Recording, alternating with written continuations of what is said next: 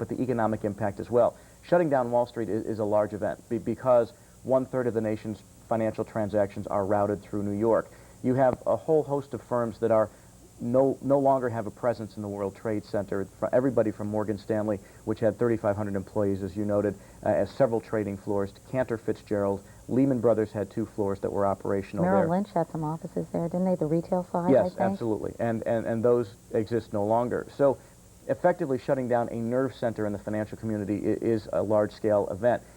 Additionally, economists are debating now whether this level of uncertainty about our own security, about the way New Yorkers will behave in their own city, the way people will behave in terms of air travel, that could have a rather noticeable impact on the economy at a time when consumer confidence was already fragile. So this could have enormous psychological ramifications, which could translate into an economic result. Absolutely, but by the same token, economists always look at this from 2 entirely different perspectives. There are those negatives that we just discussed. The positives include the fact that every central bank in the world right now are suggesting they will provide ample funds for their economies and their markets to function efficiently. There will be rebuilding efforts, obviously, in New York. Congress may spend more money to blunt the impact of this event as well. So it's hard to assess whether or not it'll be a catastrophe economically. Plus, we've witnessed, I mean, if you talk about psychology, an incredible surge of patriotism. Yep. And this has been an enormously unifying event with so many Americans rallying around the president, rallying around each other, feeling, you know, really as a whole in a way that they haven't felt probably in a long time. And wartime economies, if that's what we're going into, and some economists, you know, speculate that we will see an increase in defense spending, we will see sorts of activities from the federal government that require a great deal of spending that could have a positive economic impact down the road. Wartime economies tend to be reasonably strong. Robust. And you know, for the wrong reasons, unfortunately, but it's the truth about those environments. And so far, you know, we don't know exactly how this will play out. But there's a list of negatives and there is a list of unfortunate positives that go along with events like this. Meanwhile, we should mention that you were in the area. Tell us again, for people who might not have watched yesterday, your personal situation. Well, an MSNBC cameraman whom I met on the street, I believe on Broadway, relatively close to the World Trade Center, and I were trying to get from the east side of the Trade Center area to the west side where we knew our colleagues were stationed to join the coverage there. And as we moved, I believe we're about a block south of the Trade Center, as we moved towards the building, we saw the top of the South Tower begin to blow out. And we turned and ran. This is right before it collapsed. This is right before it collapsed. And as we turned away, he ran straight down one street. I made a right. And you saw, as you did in the movie Independence Day, this plume of smoke barrel down that corridor and began to engulf the entire area. You know, we should explain to people who live outside of New York that these buildings are like wind tunnels. Yeah. You know, on a windy day where you can just get sort of blown away. And so all the debris and all the smoke just came, as you said, like a plume just charging. Like a tornado. Yeah. Yeah. And I ducked behind a car as I made a right around the corner. And the environment around me got increasingly black. And the air was quite thick. And fortunately, I got into an open car and managed to wait there till things cleared up just a bit. All right. Well, Ron Infante, Ron, thank you. I know you'll never forget yesterday. Absolutely not. Thank you so much. Right now, Mayor Giuliani is speaking. Let's listen. It's going to take some time, and we're bringing generators in. The governor made available to us a group of generators that we've moved to Randall's Island, and we will be using them in that area of the east side that needs generator power, because they may need it for quite some time. We were able to move 120 dump trucks out of the city last night, which will give you a sense of the work that was done overnight. So some of the debris has already been removed. More of it is being removed, and it'll be done by barge all throughout the day today. The subway system is operating in all of the city, but below 14th Street, and largely because right now we have that closed. So if you're in any of the other 4 boroughs, public transportation is normal, the subways are normal, the buses are normal. If you're in Manhattan, the subways are going to be working to 14th Street, and then for those that go underneath, they'll just go straight out to Brooklyn. As soon as we can get that area of the city open, however, there will be subway service there, except for the 1, 2, and 3 lines, the West Side IRT below 34th Street. because of the collapse that took place. And again, we ask all New Yorkers to cooperate and to try to help each other. There are going to be a lot of people today who need help and need assistance, either because of the fact that they know people that were lost in this terrible tragedy, or because they're just frightened of what may happen. If you could comfort them and help them and assist them, particularly elderly people, that might be a way in which you can contribute. And we're getting very, very close cooperation from the state, from the federal government. I think people in New York, the best way they can deal with this right now is not only to deal with their own grief, which we all feel and have, but to show that we're not going to be in any way affected by this, that we're not going to be cowed by it, that we're not afraid, that we're going to go about our business and lead normal lives and not let these cowards affect us in any way like they're trying to do, which is to instill fear in us. Governor? That was Mayor Giuliani speaking at a press conference just downtown, short distance from here. He talked about the need to help other people and comfort other people because they might be afraid. That's particularly true. He mentioned older people, but it would also be true with younger people, children. Dominic Capello is the author of the book called 10 Talks Parents Must Have with Their Children About Violence. Dominic, good morning. Good to have you back. Good morning. It's so hard. I mean, students were taken out of school yesterday. Schools were closed. You know, they've had things like that happen in the past for snow days, for storms, but if they turned on TV, Dominic, they saw some horrific images. How do parents deal with that? Oh, well, I should say there were the parents who were watching it on TV, and there were the parents that I saw who were actually by the Hudson River, downtown in Manhattan, with their children, watching the buildings collapse. And I have to tell you, to be quite honest, I was very struck as I was out there watching teenagers and parents with infants and 5-year-olds watching the building collapse, and I could only imagine what they were feeling. I certainly was feeling extraordinarily sad, and I think that as you're wondering, how do America's parents talk to their children? I don't think there's an educator or a parent or an adult in America who is prepared for this. I think we've learned some things about how to deal with death and dying. I've certainly spent time writing books about violence.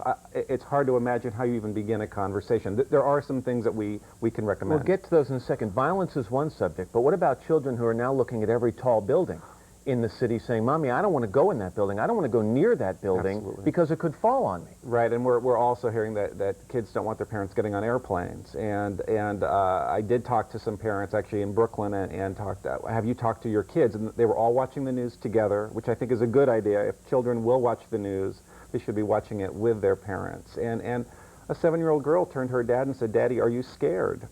And the dad said, yes, I am scared. And the mother was crying and said, Mommy, why are you crying? And she said, I'm very sad. And I think this touches on parents being able to talk about their feelings and being able to express their feelings so that children know it's okay for them to express their feelings. How do parents explain to their children that there are people out there who simply want to kill innocent people?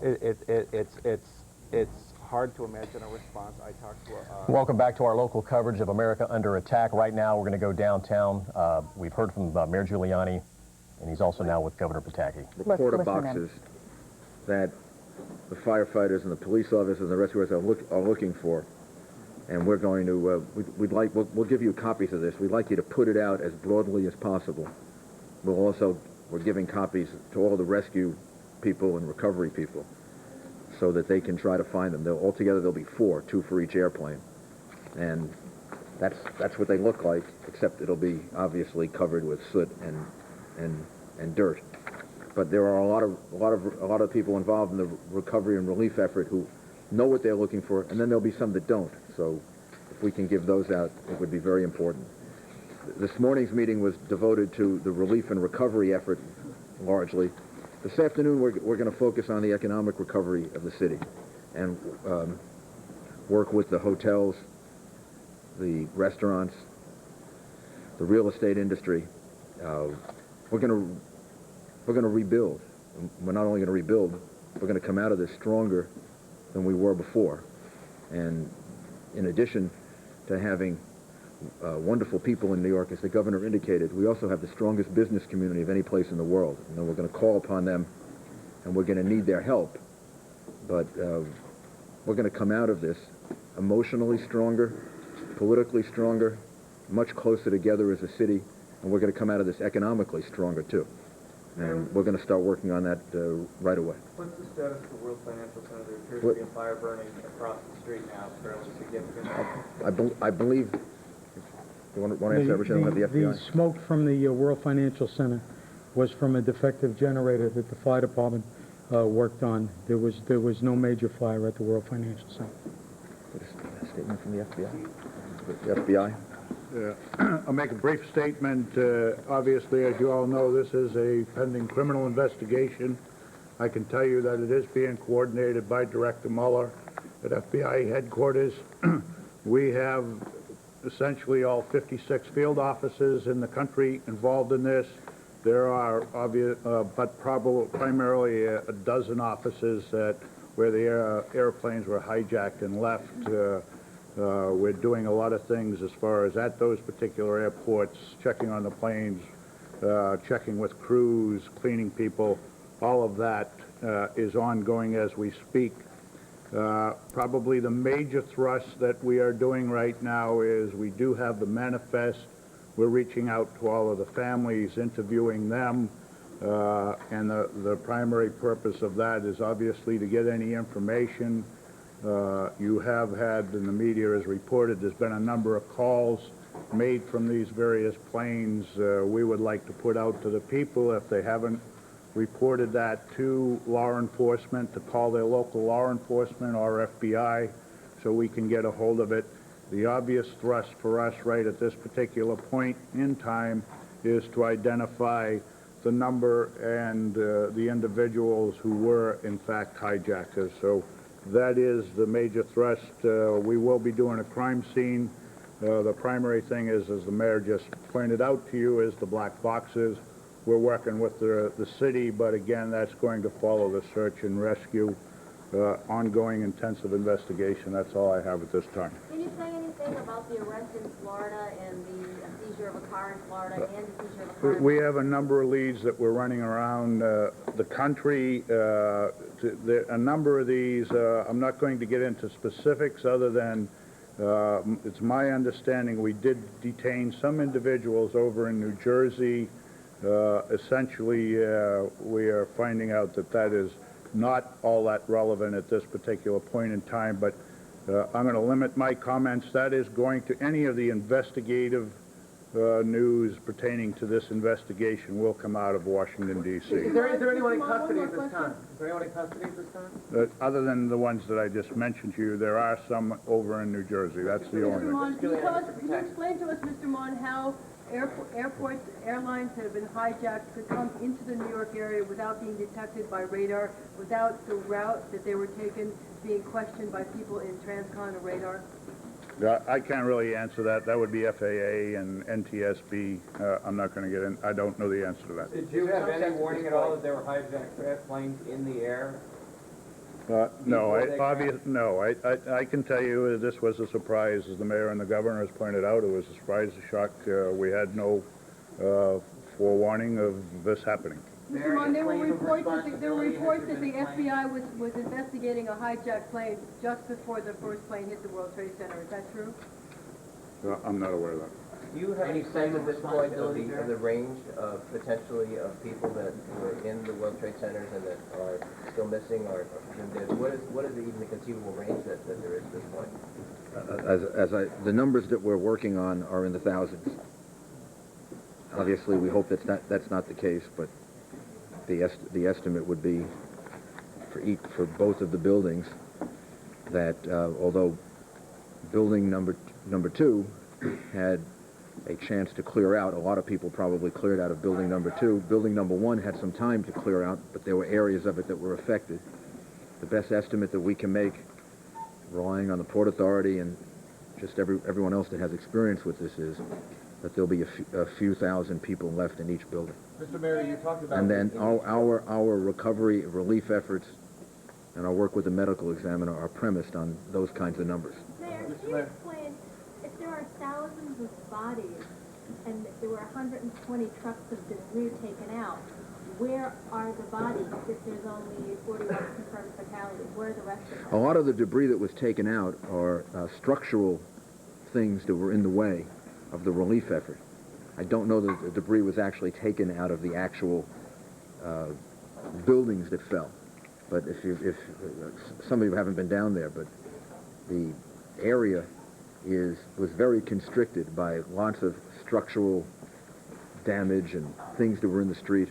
So a lot of the debris that was taken away, I suspect, was the debris that blocks the entry and exit of the vehicles that have to go in and out of there. Altogether, I think so far, we account for about 45 bodies. So are the other ones still buried in the debris? I imagine that that's the case, yes. Are there still sounds of life? Are the rescuers hearing with listening devices? Are they still hearing signs that there are people alive? The rescue workers do have listening devices. They also have dogs with which they're searching. And we're making every effort to get the people out of there. Are there indications that there are people alive, though? In other words, are they hearing things with the listening devices? Are the dogs hitting on scent? I can't say at this time. Is there any way to approach the area through the tunnel? Still on a heightened state of alert today? Absolutely, yes. How long will that remain in effect as far as the emergency? It's going to last until further notice. Commissioner, could you explain to us why there are so many trucks rebuilding around? the World Trade Center, putting the towers back up as a symbol of anything right now? There's no question we're going to rebuild. I can't say that we know the exact nature yet of how we're going to do that, and we'd like to meet with lots of people. Do you believe that the skyline will be whole again? The skyline will be whole again. Exactly, what will be there, I think we have to leave to giving some people some time to consider it and to think about it. And also, the reality is that the people in New York City are going to be whole again.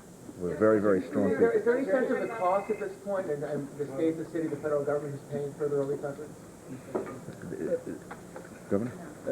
In my view, that's the last thing you think about at this point. We're not concerned about who's picking up the tab. We're just doing everything we can to try to make sure the relief efforts are the strongest possible. And we'll sort out the costs and the economic consequences later. Is there any way to try to approach through a subway tunnel, perhaps people trapped in the areas below? Is that feasible to do? Is that I have no idea. Is that something that could be tried? Excuse me? To try to approach through a subway tunnel to get perhaps... They're looking at every access area to that area, the rescue workers. Has that been tried yet, as far as you know? No, specifically, I don't know, but I'm sure they're looking. Last question. Mayor, can you tell us The police officer where he was trapped? How he was trapped? We just got it within the last hour or so when the mayor was doing his last briefing. I'll have more details for you the next time we talk. Was that the cell phone call? Was that the first on the cell phone? I can't say. Thank you. Yes, one last question. City services, right. What garbage what for people across the rest of the city, what kind of services are interrupted and what can they expect in the next several days? In the 4 boroughs outside of Manhattan, services should remain largely the same. Maybe a little interruption because we're calling upon people in the sanitation department and some of the other departments to help. But services in the 4 boroughs outside of Manhattan should remain largely the same. Services in Manhattan will obviously be somewhat interrupted, but we're going to try to get them back on schedule as soon as possible. In northern Manhattan, services will remain largely the same, and we're going to try to restore as much of southern Manhattan as possible over the next day or two. And the advice that I would give to people today, if they're home from work, is to go about a normal day. Take the day as an opportunity to go shopping, be with your children, do things, get out, don't feel locked in. I mean, one of the things that we should do is to show that we can go about our lives. That this is a horrible thing that's happened. It's a terrible thing. I don't think we even understand yet the full dimension of how this is going to affect us with the loss of life that's taken place. But the reality is we're going to go on with our lives. The city is here. It's functioning. There are millions of people here. They are safe, and they should go about their lives now. They should go to stores. They should go to restaurants. They should do the things that they normally do. And, we're going to work real hard to get the city focused in that direction. Thank you. Thank you. We will come back for a briefing later on this afternoon. The president's going to address us in a while, so You've been listening to a press conference with Mayor Giuliani, Governor Pataki, and the FBI discussing what lies ahead and the task of the cleanup and the rebuilding. The mayor said that no question that New York will rebuild and will come out of this stronger than before. And he also added, or the police commissioner added, that we are in a heightened state of alert in this city and we will remain that way for the time being. They said there have been 45 bodies total at this point recovered. And he also said that he would encourage people to go about their business today, to take this day when many, if not most of us, are not going to work, to show that we can go on with our lives. We don't even know the dimensions yet of how this is ultimately going to affect us, but that we should go on with our lives to show that this is a functioning city and that it will be normal and recovering as soon as possible. Try to go shopping, take the kids to the park, something. Spend time with your children is really what he said, absolutely. and frankly, I think that they could really use it. Yes. We're going to go to the telephone now. NBC producer Melody Iden Fleischer is on the phone. Melody, I understand you were diverted to Canada, and now you've decided to take advantage of that and do some work for the Red Cross? No. I'm in a Red Cross facility. I'm from the Continental Plane from Birmingham. We're here with 4 other planes. We're in a coliseum. There's about 4,000 people here, and we were brought here to be briefed on what our details are. They just said that they're trying to wait till the U.S. and the Canadian authorities have the plan, and we're going to have another briefing at 13:30 today. I just wanted to let all the people know that we're safe, and the Red Cross is doing a great job, and they got us housing last night, and there's plenty of food and water, but there's a lot of people here and a lot of people stranded. Melanie, how many people would you estimate are there stuck in Canada with you right now? Well, there's 2 facilities. We were originally, the plane was going to be diverted to Halifax, but after 56 planes landed there, there was no more landing field. So then we came to Moncton, which is really not a international, they're not set up for customs. So they got the plane there, and then they made a provision, and we had a whole customs procedure there. They landed, there's just 4 planes there. Where were you? Were you attempting to come back to New York? Where were you coming from? I was coming from Birmingham, England. Okay. On a continental flight, and the flight was late because they had a terrible storm the night before in Jersey. So the plane was coming from Jersey, and we were about 3.5 hours on the plane coming back, and then they told us that, they did tell us that there was a tragedy and that we were going to be rerouted someplace. Okay. And then they did tell us on the plane that the Twin Towers and the World Trade Center is no longer in existence. Well, Melody, we're happy that you're able to carry this message that you're safe and sound to everybody back here in New York, and we hope you get home quickly. Thank you. We hope so, too. If I hear anything else, I'll call back. Thank you so much. Okay, we have another phone call right now. Joining us now is New York Senator Chuck Schumer, who we assume is in the nation's capital. Am I correct, Senator? Yes, I am. I'll be flying back to New York late this afternoon. Okay. What can you tell us in terms of what you may have been briefed about the investigation into who did this, Senator? Yes, look, all fingers seem to point in the direction of bin Laden. Not just one bit of evidence, but a whole lot of evidence. Of course, the investigation has to go further. If these allegations, which come pretty close to saying it's him, you have to go further because he was helped, most likely, by nations. In other words, the new kind of terrorism, someone called this our second Pearl Harbor. It's a Pearl Harbor 21st century. But that means they go after civilians rather than military because the military's too strong. It means it's not a nation but a group. And this group can fade in and out of the mountains. Technology allows them to do kinds of horrific, horrible things that haven't been done before. But they had to be aided by different countries, whether it be Iran or Iraq or Syria, which are known to be involved in terrorist activities.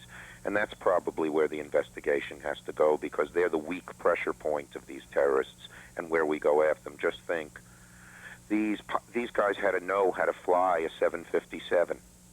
That didn't happen in the mountains of Afghanistan. So, Senator, I asked Hillary Clinton this earlier, and I'm going to ask you now, just how far will you go in terms of punishment, especially if we can prove that there was one of these other nations that was involved? Well, if it's one of the nations that was involved, they're going to have to pay a very, very heavy price. I don't want to second-guess the president. I think this is a real time for unity. And the president called me yesterday to assure me that, and to ask me to assure New Yorkers that the nation stands behind them and will get whatever kinds of help we need. But I think it's going to have to be very severe. And I think we're going to have to get our European allies to be part of it as well. You know, too many countries in Europe have sort of have thwarted our efforts to isolate the Iranians and Iraqis, and that's got to stop. Senator, there are so many ethnic groups in this country. There's a large Palestinian, a large Muslim population in the country. Are you concerned about their safety for the fact that a lot of Americans, they're very upset about this? They're angry. Yes. Could start pointing fingers in those neighborhoods, and that could create a very volatile situation. As somebody who is a Jewish and a strong supporter of Israel, I would urge everybody to not do that. The same kind of bigotry that some people exhibit on the terrorist side, we don't want exhibited here. Most of the Palestinians and Muslims may have different views than I do on the Middle East, but they're not advocating this kind of violence, and it would be very unfair to, it would be un-American to do that. Senator, you obviously have represented New York in one way or another for a long time. You have been in those Twin Towers many, many, many times over the years. I'm just wondering where you were when you heard this news yesterday and Right. what the reaction was. I was in the gym in the house getting dressed. I was about to address the Supreme Court, which was canceled. I saw on television the one plane that flew in. You know, I saw the pictures. I said, oh, it must be a little accident of a little propeller plane. And then as we watched, we saw the second. Immediately, my daughter goes to Stuyvesant High School, which is right in the shadow of the World Trade Center. Yes. And there was panic. And I called my wife. We were trying to find her. We were trying to calculate if the towers fell in a northerly direction, would it hit Stuyvesant High School? And fortunately, about 2 hours later, she called us and said she was okay. But that kind of panic magnified 10 and 100 times over. Look how many dinner tables were empty in New York last night, had a missing person. Yep. I know a few people who I believe have passed away. One person I know called his parents, told them I love them. He was on the 104th floor that the plane had just hit, and we haven't heard from him since. Every one of us is going to be grieving for all those who lost, but we will all have our own special losses. And I was surprised at the number of congressmen and senators who came over to me and said, I have a son or a cousin or somebody and a daughter in New York. I wonder how they are. We are a national city, and this affects the whole nation, and New Yorkers should not feel isolated. One other thing I felt so proud of, how New Yorkers responded. I told all my colleagues, I will tell them on the floor, I'm going to speak on the floor in about 20 minutes, that the lines of people to donate blood were enormous. I heard on the television that a shoe store man was giving out sneakers to the ladies as they had to walk 3 miles because there was no subways instead of their high heels. New Yorkers are wonderful, and we rise to the occasion in crisis. Senator, we are looking at a very poignant photograph right now. It's a live picture of the Statue of Liberty with the empty hole where the Twin Towers used to be behind it. And if there's anything that spells out the patriotic feelings that we all have at this moment versus the tragedy we've endured, I think this is it. You bet. I see that from my window in Brooklyn every morning. I live in Park Slope. It's, we feel denuded without those Twin Towers there. But we will rise again one way or another. We will. Thank you, Senator, and we look forward to seeing you here later today. Yeah, thanks. Let's go to Joe Avilar at St. Vincent's Hospital. Joe? We are at St. Vincent's Hospital. We're live. We have had more activity here at St. Vincent's Hospital, as perhaps you can see behind me. 3 ambulances have come in the past half hour carrying 3 firefighters. These firefighters have been part of the rescue and recovery mission, not part of the initial problems at the World Trade Center, not part of those trying to get people out in the initial attack on the World Trade Center. They've been brought here to the trauma unit. They are suffering from exhaustion, from eye inflammations, and from inhaling the tremendous amount of dust. That's what we have at this point. I know that we've been talking about people who survived, who were buried in the rubble. Again, at this point, we have no confirmation of any of that. That started as a story that we had, that 6 firefighters were found alive. At this point, we can't confirm that at all, certainly not here at St. Vincent's. What we have here now, and that is just an ambulance making noise behind me, they're just checking their siren. What we have here now are 3 firefighters brought here part of the rescue and recovery mission. 368 patients here at St. Vincent's right now. Okay. Joe, yes. I would expect we're going to see more of this because there are rescue workers that have been at it for more than 24 hours now, some of them, and that dust is awful. Just the exhaustion, the weariness, the trauma, even to one's psyche. So are they anticipating that there will be more of these rescue workers being Certainly, brought in? absolutely. And in fact, you can see their anticipation with the doctors and the nurses behind me and all the gurneys. They are ready for this. This is part of course, this kind of disaster preparedness is dealing with the people who deal with rescue and recovery. But also remember that New York is now the recipient of mutual aid from throughout the tri-state area. Firemen and rescue workers, EMS personnel, paramedics, police officers from throughout this area, and by that I mean New York, New Jersey, and Long Island, are all here helping. And if they're not on scene, they're in other places like Shea Stadium getting ready to go in. So they're working people through. They're trying not to exhaust them because, as we all know, this is going to be a long, long process. Thank you, Joe. And of course, now we're fighting time because if there are any survivors, you know, it's been over 24 hours now since the first initial crash, and yep, and we've been told many times during the course of this morning that time is of the essence.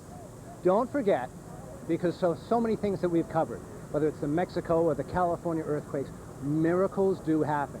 The pictures are horrendous. What we saw is horrendous. What we know that's down there is awful. But there is a possibility that people did survive. That's why those people out here, there is still hope. That's why the governor came. You're absolutely right, Joe. And again, we were told earlier that there were 6 firefighters who had survived. We know they've not been taken to St. Vincent's. That's right. But we do know that 1 police officer went to Bellevue Hospital, and we are trying to find out right now where the rest are. Yeah. Also, we should tell you that across the Associated Press now has just moved, speaking of time, that officials say no more survivors are expected to be found in the wreckage of the Pentagon. That is the Pentagon, not the Twin Towers. And they're talking probably anywhere from 100 to 800 people perished in that fire from that plane crash. Because again, they aren't sure how many people were there. There was a moving of offices occurring and some construction and that sort of thing, so they just don't know physically how many people were in that building at that time. Jane, there's an amazing story on the wires about a New York native who lives in Boston. His name is Craig Sanders. He missed American Airlines Flight 11 yesterday from Boston. They said the plane was full. They'd have to put him on another flight. They put him on another flight to LaGuardia Airport, and then he was going to make a connecting flight to Los Angeles. He told his father, Craig Sanders did, that, you know, from the air, he actually saw his plane that he was supposed to be on, saw it crash into the World Trade Center as his plane was going to LaGuardia. How unbelievable. He must be just thanking his lucky stars. He thought he was out of luck, but actually he was very lucky. In luck. Very much in luck. Okay. We're going to go to Walter Perez. All morning long, Walter has been as close to ground zero as he could be, and I understand that he has just emerged from actually being at the site of the devastation. Walter? Hi, Jane. And when you say just back, literally, I just walked back to the truck. What happened was DCPI had organized the entire media, all the media from New York and around the world, those who were in attendance in that area at the time, just south of the pedestrian walkway by Chambers Street, and they walked us back there. It was an experience that was almost surreal because as you walk back there, the dust got thicker and thicker, not only in the air, but on the ground as you walk toward there. And we're going to roll some raw tape, so excuse us, we didn't have time to edit this. This is raw video of what we shot as we walked across. Once again, as we walked across and went further south, the dust really started kicking up. And as you got closer and closer to World Trade Center, you saw more and more damage on the buildings as you went down West Street. When we finally got to about 100, maybe 150 feet away, that's where they stopped us, and we just planted our camera down and started shooting all different kinds of directions, and there you see what we saw. It was unbelievable. It was just massive pieces of metal that were twisted. There were windows that were blown out and drapes still hanging outside and blowing in the wind, almost like some kind of frightening Hitchcock movie or something like that, smoke coming from the ashes. And everywhere you looked, there was piles and piles of the white silvery sand, the white silvery dust that you've seen so many times over the past 24 hours. DCPI was very careful. They were very specific as far as what they wanted us to do, how far we could go, because it is an extremely active scene. That goes without saying. You have military down there, you've got police down there, firefighters, volunteers, literally hundreds of people combing through the area, and from a distance they almost look like ants crawling over anthills, because that's how large those little mountains of dust are. So when the whole thing was done, we walked back, we got more shots of burned out buildings and more shots of facades of buildings nearby that were blown out.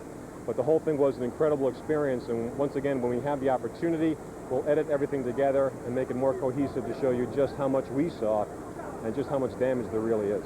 Back to you guys. What can you tell us about the rescue effort at this point in terms of finding survivors? Are they continuing to hear noises? Are there any more of those cell phone calls? Have the dogs that have been brought in found anything? We can't confirm the cell phone calls, but we can confirm that there have been some voices heard. It's so tough right now to get any kind of confirmation with anything, because anytime something happens, it's such a wide area that people are looking. One person on the one side will say, I heard something. Someone else will hear say that wasn't a voice.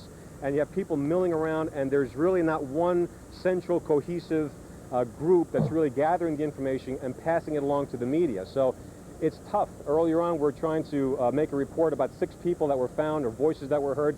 Some people are saying that they were cops. Some people saying they were firefighters. Some say they were pulled out of the wreckage. Some say they're still stuck inside. It's really difficult, but as you mentioned, they do have bloodhounds and German shepherds combing the area looking, and we did have an interview, in fact, with one of the trainers. That's another part of the piece that we'll have hopefully by noon.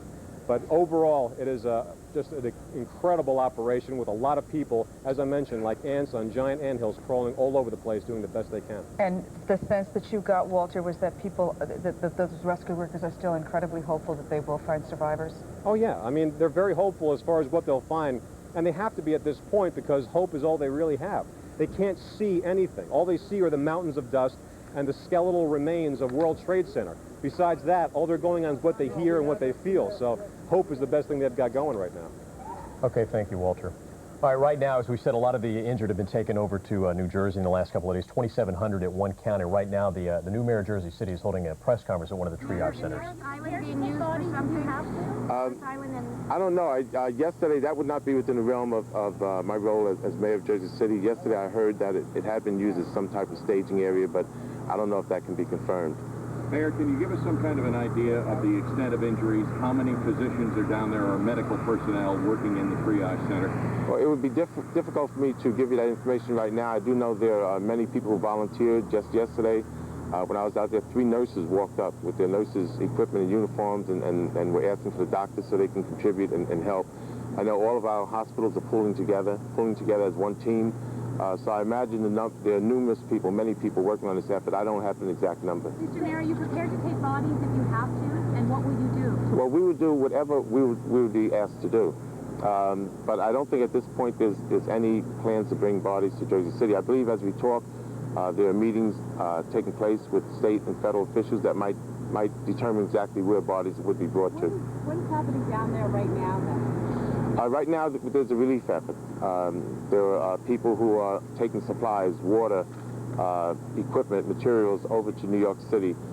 Just yesterday, our police leadership coordinated an effort to purchase every battery and flashlight, for instance, in all of our big department stores in Jersey City, Home Depot, and other places, possibly throughout the county. And all of that material will be paid for by the federal government, but it's now being transported to New York City. Mayor, can you tell us again how many people you've treated here for minor and serious injuries brought here by ferry? Approximately 600 people. And can you tell us about their injuries? I guess injuries varied from minor to serious. Those who were treated for serious injuries, of course, were taken to the hospital. Those treated for minor injuries were treated at the site where the triage units were set up. How many people have been to ferry the victims over from Manhattan to Liverpool? I'm not sure exactly what's happening with this as we speak. I know as of last night they were transporting people over into not only victims but also people who were stranded. Probably most of the people who were coming over yesterday during one period of time were actually New Yorkers, not not people from New Jersey. You don't know how much longer this effort will continue to ferry them over? No, I don't. Sir, have you set up shelters for these people coming from New York? Well, yesterday we provided shelter for people in various schools. I spoke with our superintendent of schools yesterday. We have about 38 schools in Jersey City. Some of those schools were made available for people who are stranded. We even offered City Hall, if that were necessary. That turned out not to be the case. The people who have offered facilities for that purpose have been many. 70 Hudson, I don't believe he used it, but they had the top 2 floors of their 11-story building unoccupied, no tenants, and they offered that for any purpose we needed. So there are various locations that provided that kind of assistance. How many people have been hospitalized in Manhattan? I don't know. Is the Red Cross and the Salvation Army involved down at State Liberty Park? I didn't see them myself, but we're all familiar with the Red Cross and agencies like that, so we know they're deeply involved. We're talking about hospitals too. Yesterday, doctors at Jersey City Medical Center were telling me that they've treated some serious injuries, but they expect to see a lot more in the coming days when they actually get the victims out from underneath from where they're trapped. They expect to see some very, very critical cases. How is Jersey City as a whole prepared to deal with this? Well, we feel we can handle any problem that's going to come up. We have great hospitals right here in Jersey City and throughout Hudson County, so we'll be able to handle the load. Of course, it's going to be a tremendous burden, but we will be able to work with whatever the situation is. One of the things that I'm concerned about are the people who we may know are missing now, and what is their circumstances. Just a half hour ago, I ran into a woman who said that her nephew went to the building yesterday. He was on the 64th floor. He works there. His friend went downstairs to get coffee, and while he went downstairs to get coffee, this happened, and they have not seen her nephew. And so I think it's important for us to develop on this side of the river a mechanism so that people can get information about loved ones and missing people, maybe through some 800 number. Have you been across the harbor to see the devastation yourself? No, I haven't. I saw it from the side. Do you intend to go over at any point? Only if it's necessary. I probably could be of more use right here in Jersey City, so I'll be here in Jersey City. Sir, we know that some of your police... Do you have any budget which will be especially for the victims of the... Any budget, any money? Any budget? Yes. Money? Do you have emergency budget? Well, right now, money is the least of my concerns. We're going to do whatever we have to do. I'm positive that the federal government will reimburse us for expenses. For instance, we're incurring tremendous expenses in police and fire overtime and public works employee overtime. We'll worry about that later. Right now, we're worried about lives and safety and calmness. Mayor, it's thought that there are survivors, perhaps many survivors, buried in the rubble of the World Trade Center. How many... You've been listening to Jersey City Mayor Glenn Cunningham holding a news conference on the other side of the river. Many of the victims were transported across the Hudson by ferry for treatment during the day yesterday. 2,700 at one point, we heard. A fair Probably amount. more than that. It was a triage center, so presumably a lot of those people were able to then go home. Senator Schumer was talking about, New Yorkers stepping up. There is a rivalry between the two states. They fight over Port Authority money and everything else, but you know what? They're all stepping The neighbors forward. are all stepping forward, and everybody's trying to help out. Let's go to Joe Avalar, who has a guess. Somebody is desperately seeking a wife, I believe. A wife it is, yes, a wife it is, and a hope. We talked about hope and how important hope is. I'm with Rolando Paz right now. Mr. Paz, stay over here if you would for a second. Tell me about your wife. Your wife is Patrice. My wife is Patrice Paz, and she went to work early morning because she went to vote at 7 o'clock. 7 o'clock this morning. At 7 o'clock yesterday, and then she went to work early because she has a lot to do because she's the director there, and she took my laptop to put the software so she can take it to Mexico next week and work there. Mr. Paz, tell us where work for her is. Excuse me? Where does she work? She worked for Aon on building number 2 on the 92nd floor. 92nd floor. Right. A lot of people really got out, and nobody has seen her. So by me showing the photograph or anything like that, maybe someone has seen her and can give me some kind of information. I'd like you to, if you can, turn around the picture of your wife. You two have been married for 7 years. 7 years. 1994, is that correct? 1994. You have been at home all day long yesterday. Yesterday to wait, getting information from co-workers, family, or anybody who have heard, and no one. and I've been making calls where usually all the phones are busy. Sure. So today I decided that I can come out. I need to come out. You need to do Yeah, something. I cannot stay home. She's actually from Westwood, New Jersey, you were telling me. That's correct. She has 6 sisters. You've talked to her parents. That's right. Everybody's pulling together on this. Everyone pulls together. Correct. That is very true. Good luck. Our prayers are with you, Mr. Paz. Thank you very much. Our prayers are with you. Okay. Thank you, Mr. Paz. And I look forward to the phone call for you. Okay. It's Patrice Paz, one of the people who's working at the World Trade Center, and her husband who is looking for her, and has been to the hospitals throughout the area, now here at St. Vincent's, looking for his wife. You know, Joe, there are many people there that are in that same position. Thousands of people walking the streets doing the same thing. And I can tell you that because, as you know, there is no great big list of who's in the hospital and who's not, it's really difficult to find information that they're so desperately seeking. We do have a bulletin board on our website where people can post notices and say, hey, have you heard from this person or that person? Please tell us. We're going to go back and join NBC News. Let's do that. I think Ann Curry is on the air right now at the network downstairs. But we will be bringing you updates as the day goes on. Ann Curry in Lower Manhattan. Katie? All right, Matt, thank you. The question everyone's asking today, how 4 hijackings of U.S. planes could be pulled off all at once. NBC's Robert Hager is in Washington this morning to help us understand how something like this could happen. Bob, good morning. Good morning, Katie. Well, we're here at Washington's Reagan National Airport. There you can see the idle planes. Scenes like this at airports all over the country this morning. The plan now is theoretically to resume flights, at least airlines will be cleared to resume flights, about noon Eastern time. That would be 9 a.m. Pacific time. But that's really a theory only because it's going to take a long while to get employees back in here. For instance, this airport is closed right now. Employees are only going to be able to trickle back within a few hours. And then it's going to take a while for the airlines to get their planes all sorted out, get them back at airports where they're supposed to be, because everything sort of froze in place yesterday morning when a ground halt was called all over the country. So again, expect when we fly again that it'll be very slowly returning to normal and that security is going to be much, much tighter. Now, as for those hijackings, officials now say that each of the planes was commandeered by 3 to 5 terrorists, they believe. Probably those terrorists killed the pilots in each case and took over the controls of the planes using knives as weapons. Here now, more of what's known. 4 planes, 266 on board, lost at the hands of suicidal hijackers who turned them into weapons of mass destruction. Boston's Logan Airport, an American flight with 92 aboard, supposed to fly cross-country to Los Angeles, diverted to New York. A flight attendant calls from the flight on her cell phone. Chilling news. Her fellow flight attendants have been stabbed, she reports. Passenger cabin taken over, and they're going down in New York. Back in Boston, a United jetliner with 65 aboard is already in the air, also bound for Los Angeles, 18 minutes behind the first flight, when it too is diverted. A businessman on the flight calls his father twice. First call, a flight attendant has been stabbed, he says. Calls again to tell his dad the plane is going down. This is the actual video of that second plane crashing into the South Tower of the World Trade Center.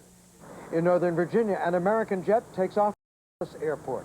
64 aboard this flight, headed to Los Angeles. On board, Barbara Olson, wife of the U.S. Solicitor General, calls her husband on a cell phone, tells him hijackers have taken over that flight with knife-like instruments. Passengers being forced to the back of the plane, she reports.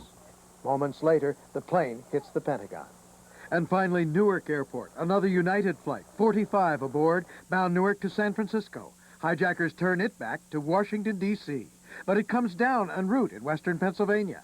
Officials say it wasn't shot down, so hijackers may have crashed it too soon, or there could have been a struggle ongoing in the cockpit. 4 deadly flights, says terrorism expert Neil Livingstone. I clearly call this a war. I think this is a wake-up call for America. I don't think we'll ever be the same after these attacks today. How much did the government know as it was happening? Pilots are able to send coded signals to controllers if they're hijacked, but it's uncertain whether any of these crews had time. Even if they did, controllers would have been frustrated, powerless to do much more than notify official Washington and track the plane's moves. Since most previous hijackings have ended without loss of life, it's a hands-off approach that's worked best until now. Finally, security. Former commercial pilot Jim Tillman. Airline travel across the world will never be the same. It particularly will be different in the United States. And what we have known to be open and free airports will change radically. Passenger screening, a special issue. Previously unannounced testing has shown screeners miss even mocked-up guns or explosives 1 out of every 5 times. And knives are sometimes even permitted through intentionally if they don't appear menacing. Today, the National Transportation Safety Board has investigators at the scenes of these various crashes, helping the FBI search for the plane's cockpit voice recorders. Those are the devices that record all the voices in the cockpit, and they could provide valuable information on just who committed these horrible acts and how.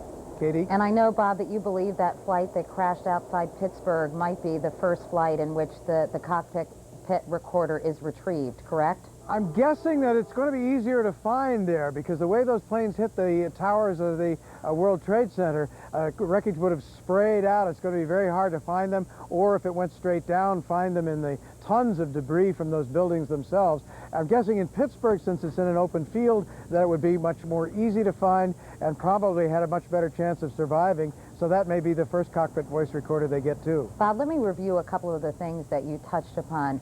Did air traffic controllers, or were they aware, as far as you know, that these planes had been hijacked by tracking them on the radar screen? I think they were aware fairly early on. There's one story that a pilot keyed a microphone, that is, left it open in the cockpit, and the controllers in New Hampshire controlling the flights leaving Logan Airport were able to hear, at least in the case of that first plane, that plane was in some kind of trouble. Now, there's a button in the cockpit that pilots can push to that sends out a secret code. We don't know if crews were disabled so fast that they were unable to push that code. After you send out the code, if they were able to, there's a series of questions that don't really sound menacing that controllers can ask the pilots if they're still in control of the plane. Simple little things that mean things to the controllers and the pilots, sort of code words, and they might tell the controllers more about where the plane was going. But even if and when they realized that there were hijackings in progress in the past, because most hijackings have ended benignly. That is, the plane is brought somewhere, the people who hijacked it get off, then the plane is released and it flies safely back to where it was supposed to go. So the rule has kind of been hands-off once the plane's in the air. Now, toward the very end, they did realize, after a couple of these crashes, what was underway, and they were tracking the last blip as it was turning from Cleveland heading back to Washington. This is the plane that crashed in Pennsylvania. They were tracking that blip, and they were very afraid it was coming back here to Washington. Among other things, that's why they evacuated National Airport. Yeah, this hands-off approach may be reevaluated, not to mention airport security, Bob. What do you see changing along those lines? Yeah, I think they're going to have to re-examine that, particularly, I mean, if these were knives, maybe some of them were innocuous-looking knives, because there was one report that it just looked like a knife-like device. But knives aren't necessarily on the absolutely prohibited list as you go through X-ray screening. Now, even when they send through mock-ups of the guns and explosives, oftentimes these are in tests. The screeners fail to get them. But a knife, because it's not necessarily on the prohibited list, if it doesn't look menacing, it's not on the prohibited list. Sometimes they let that go through anyway. So I think they're going to have to look at that again. All right, NBC's Robert Hager. Bob, thank you so much. Thank you, Katie. Former FAA Inspector General Mary Scavo has spoken out for a long, long time about the lack of security at our nation's airports. Mary, good morning. Good morning, Katie. I'm sure you have much to say this morning along those lines. Well, much to say, but also great sadness, not only for the families and the tragedies, but for the warnings that have gone out to the government for the past 10 years, and not just by me, but also by other folks, about the grave risk to domestic aviation, and now to have it culminate in such a disaster, it's really unthinkable. But it's just made more tragic by the warnings the government had. Mary, well, let's talk about those warnings, because as the FAA Inspector General, when you were serving, did you ever contemplate or speculate about the possibility of domestic flights, innocent civilians being used as basically a human missile? Well, we didn't talk about it in those terms as human missiles, but we certainly did talk about on many occasions the risk to domestic aviation, and we compared it to certainly the inadequate but the greater safeguards on international flights. We penetrated airports on 2 occasions. We did 2 investigations, 93 and 95, 96, and we were able to do these kinds of things at airports all over the country to point out the great weaknesses in the airports, that you can get anything through security, And in this case, then, since there appears there were so many individuals involved on each of these hijacked planes, it is also possible that they were able to get persons employed within the airport, because the background screening process is really very woeful. So you gave warnings, or there were warnings. Were they virtually ignored? Practically virtually ignored. We issued written reports, and my successor, the current IG, actually repeated the studies again in '99. So there were 3 very clear nationwide studies of airport security laxity. We issued warnings to the Federal Aviation Administration, warnings to the Secretary of Transportation, warnings on the first report to the President of the United States, on the second report to the National Security Advisor. So the warning bells were sounded. We issued the reports to Congress and the Senate, but the response was the same. Look, they said, we've never had a domestic aviation terrorist attack against domestic flights and facilities, so the risk for domestic is, in their opinion, at that time very low, and so they didn't take it very seriously. And tragically, others apparently were heeding the weaknesses. Was money an explanation, that it would cost too much to beef up security domestically? Yes, unfortunately, this is again another one of those situations where money was an excuse. One very high-ranking official, I mean, it's just so tragic to say this. I have written about it in a book, but they talked about the cost of Pan Am 103, the tragic bombing over at Lockerbie, being around $3 billion or in the low billions. And the cost of making U.S. airports and doing all these security measures for domestic flights and domestic traffic to be around $10 billion.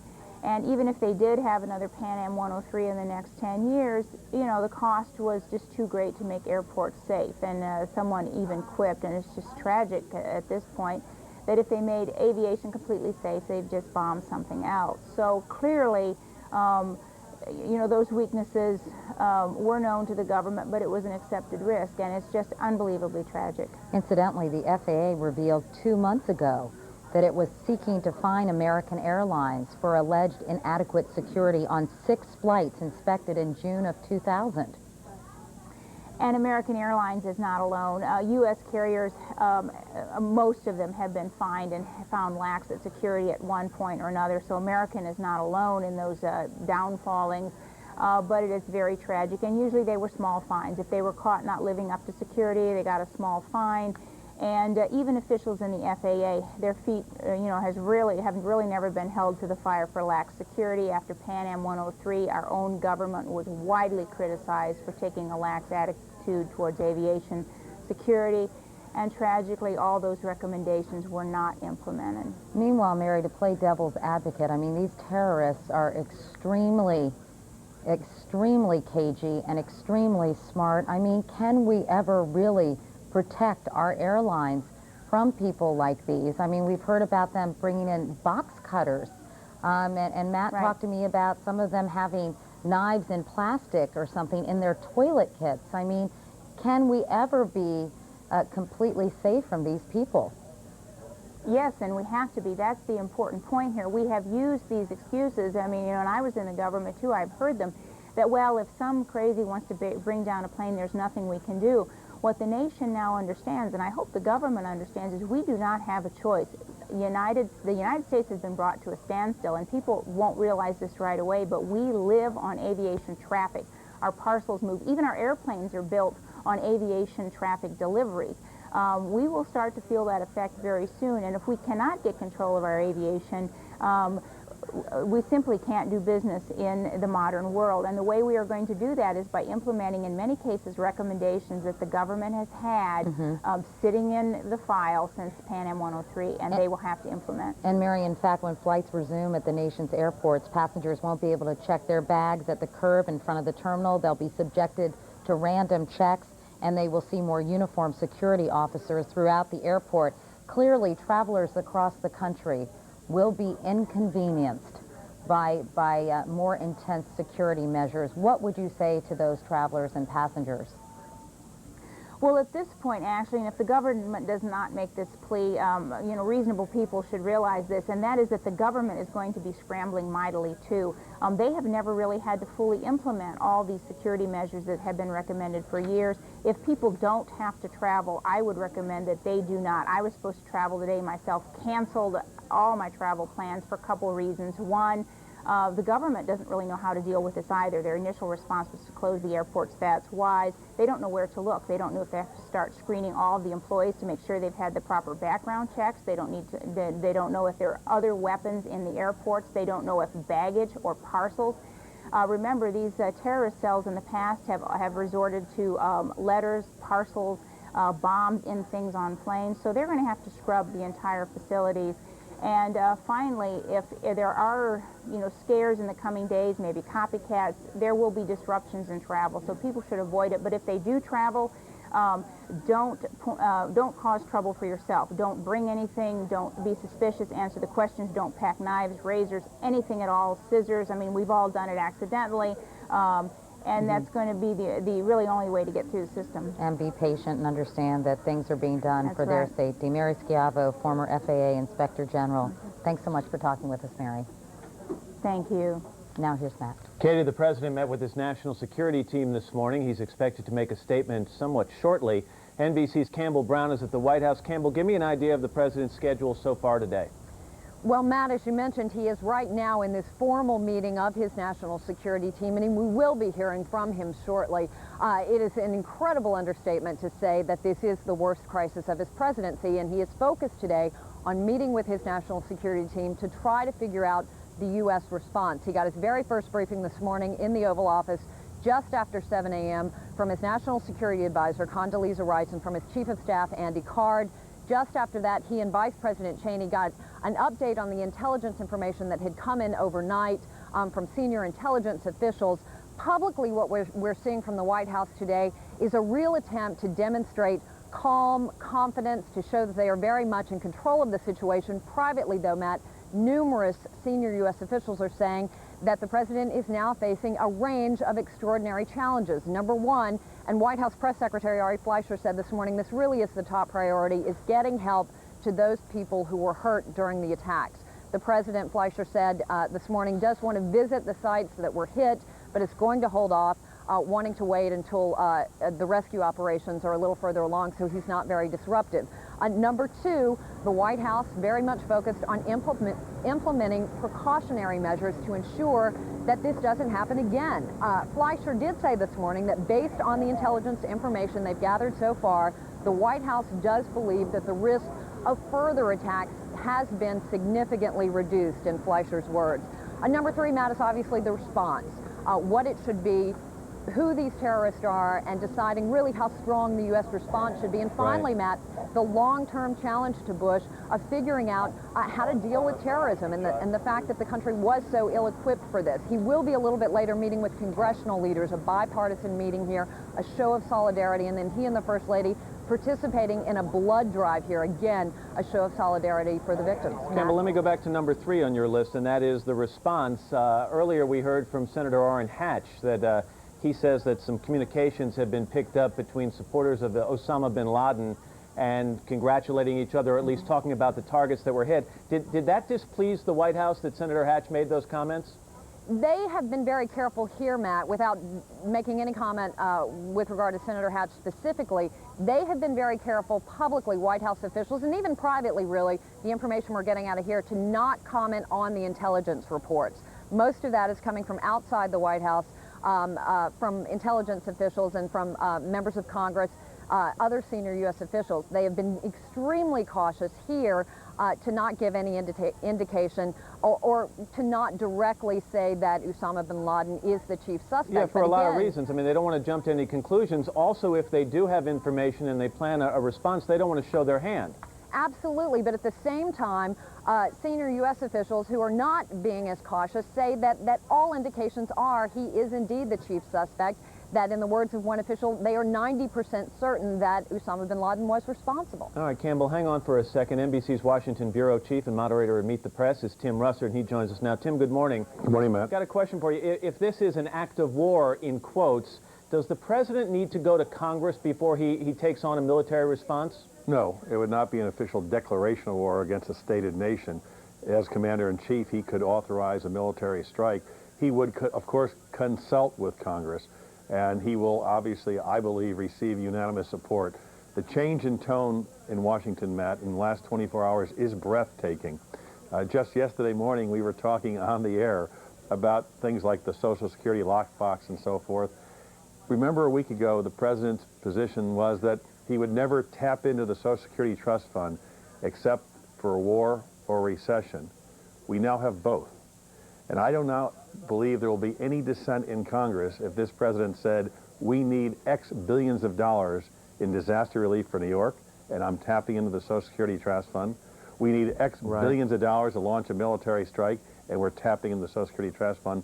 Those days are over, at least for the most immediate time. Yeah, what about billions of dollars for missile defense, though? I mean, here we find, and we've said it already this morning, all you need is an airline ticket and an airliner to commit an act of terror. Does that make the subject of missile defense seem a little bit off the subject? Well, the administration was saying no, that there are two different threats, one from those kinds of missiles launched by mistake or on purpose by a rogue nation. But it really does underscore that missile defense alone is not going to protect America anymore.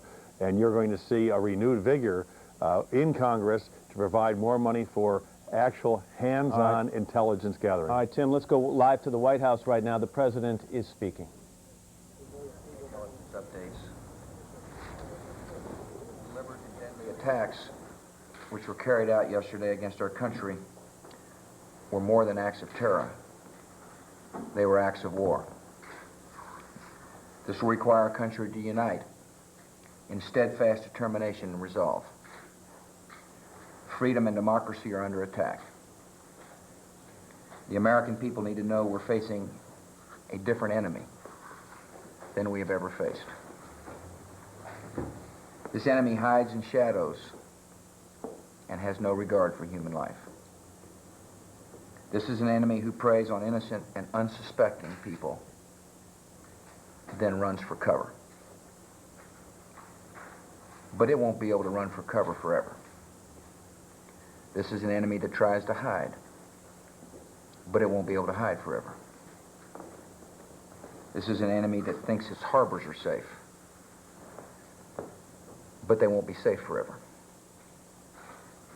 This enemy attacked not just our people, but all freedom-loving people everywhere in the world.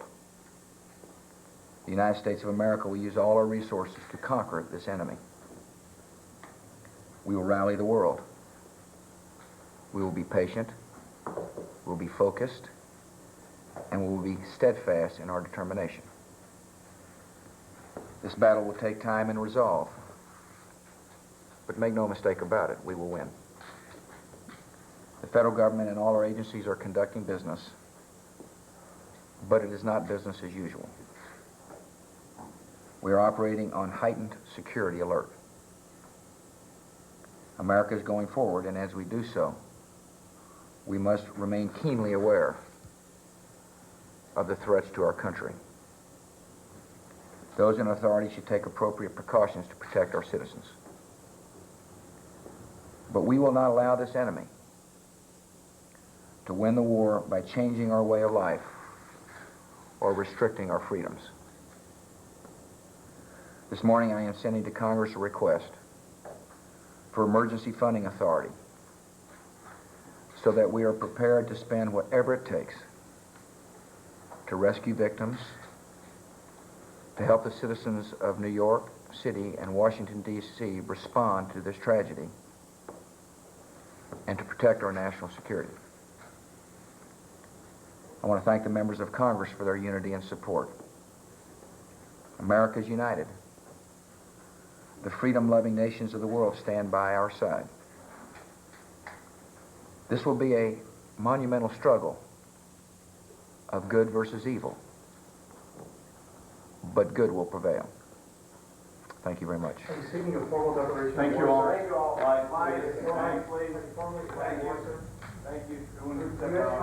Tim Russer, can you hear me? I can, Matt.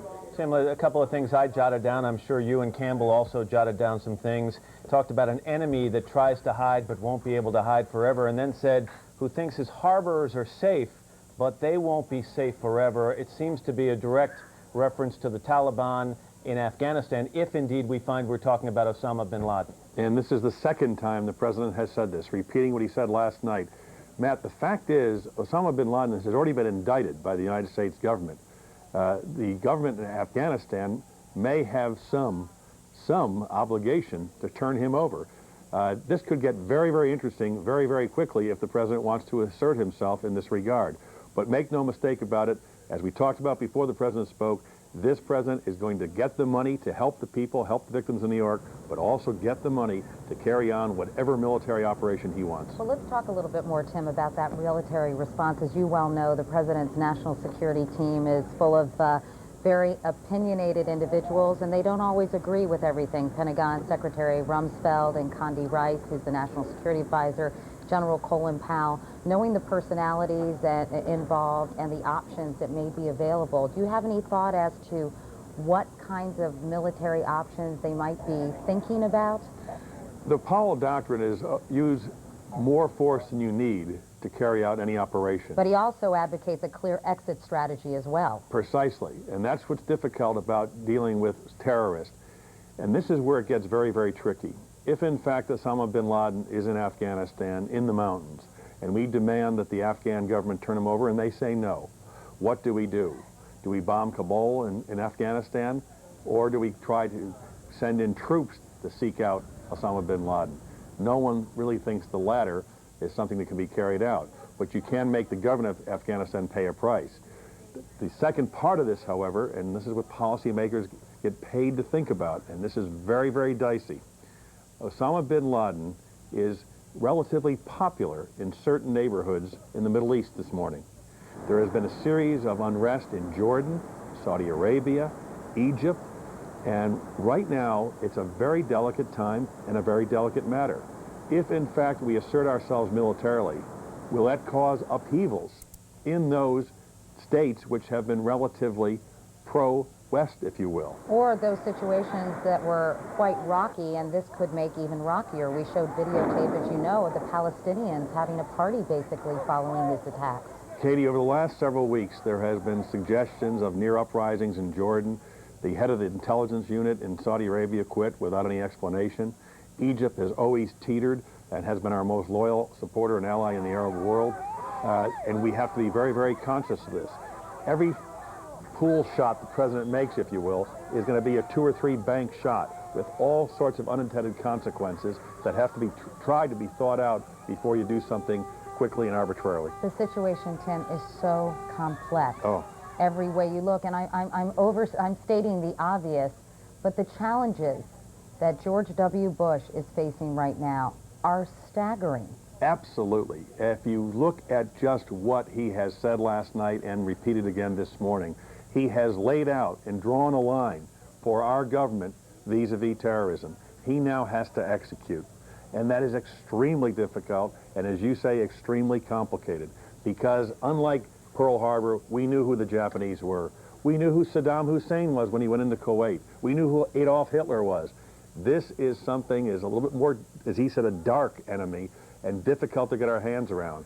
And if we're going to go after countries that, quote, harbor terrorism, it is going to be an enormous undertaking and one that is going to have extremely significant and dangerous strategic implications. And Tim, you need support for actions like that, and at the moment Congress is united behind him. The American people, after seeing the images that we've shown over the last day, are certainly united, but as we all know in Washington, support can be fleeting, and if he makes a decision and his advisors come up with a plan that gets U.S. troops involved and American soldiers start dying, or as Katie talked about before, retaliation occurs, how long does he have that support of the American people and of Congress? And how long does he have the support of our allies? Matt, remember after the Persian Gulf War, after we had Saddam removed from Kuwait, everyone said, never again, we will stand up, we will drive him out, he'll eventually have to leave. What's happened now?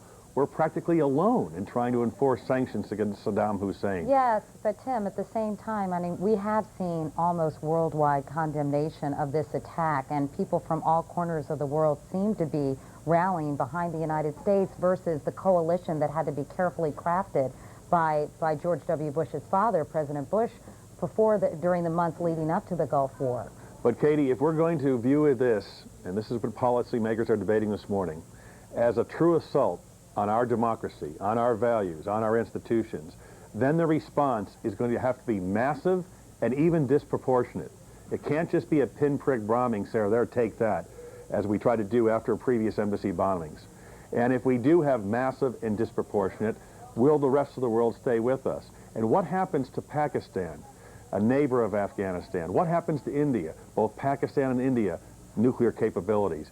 This is enormously delicate, intricate, and difficult. This is why George W. Bush has now stepped into a chasm that is going to be extraordinary, which will define and make or break his presidency. And you mentioned countries like Pakistan. You know, you worry about these rogue nations that might have nuclear capabilities. As you say, this opens up a proverbial and very dangerous can of worms. There's no better way to say it than just that. It has totally changed the debate in Washington, the tone in Washington. Nothing has become more important than this. In an interesting way, it has united Congress and the parties and the country. But now comes the hard part. Yeah, Tim, let's go back to Campbell Brown at the White House. Campbell, one of the messages the president seemed to be trying to communicate in his comments just now is to the American people who are looking for quick revenge or quick retaliation that it's not going to come quickly. He said we've got to be patient, we have to be focused, and he talked, as Tim just mentioned, that we have to rally the world. And when he's talking about building a coalition, that takes time. Absolutely, and he's asking the American people to be patient with him. This is not a president who has so far been able to rally the world, as we've seen on his trips overseas. There has been criticism of him by Europeans, by Mideast leaders for how he has handled the situation in the Mideast. Obviously, right now, given what's happened, you're seeing people rally around the president, but at the same time, this is a long-term problem. This is not something that's going to be resolved anytime soon, and he not only has to convince the world, but keep the American people on board. And one thing the White House is very concerned about now is the image he is projecting. There have long been concerns about his ability to project sort of authority and a presidential air as they have worked with him on his speeches, on using a teleprompter. Now it is absolutely critical that he convey a sense of confidence that the situation is under control given what's going on. And in addition to planning for whatever retaliation the U.S. opts to take, he has to continue to reassure the American public that this is a White House that is firmly in control of the situation, Matt. Yeah, it's gut check time. Campbell Brown at the White House. Campbell, thanks very much. Katie? All right, Matt, many of the victims from the World Trade Center bombing, or actually crashes, have been sent to St. Vincent's Hospital in Lower Manhattan. Mark Ackerman is the Senior Vice President at the hospital. He has been there all night long. Mr. Ackerman, thanks for joining us. Good morning, Katie. Good morning. Tell me what the situation is at St. Vincent's right now. Well, we've received 365 of the victims since 9 o'clock yesterday morning. In the last half hour, we've received 5 firefighters. These are individuals who are helping with the rescue. They are suffering from exhaustion. They've been on the scene more than 24 hours. They are currently in our emergency room being looked at, and we are working hard to make sure that they're comfortable. They have respiratory problems from breathing all of the concrete in the air, and another phenomena we're seeing amongst the rescuers are abrasions of the eye. With all of the concrete in the air, it's a real problem. Mr. Ackerman, I know we heard reports earlier today that some of the, I guess a couple of firefighters, I believe, were pulled from the rubble. Have you received any people who were actually in the rubble overnight for treatment? Not this morning, Katie. We did receive a number of people yesterday, severe burns and people that were in the rubble, as well as firefighters and police officers who were first on the scene and then buried in the rubble. There is no confirmation that there were people pulled live out late this morning. None of the hospitals have received any of those individuals. All right, tell me about some of the 365 victims of this that you've seen. Have many of those individuals actually passed away in the hospital? Fortunately, only 4 of those individuals have passed away since they got here.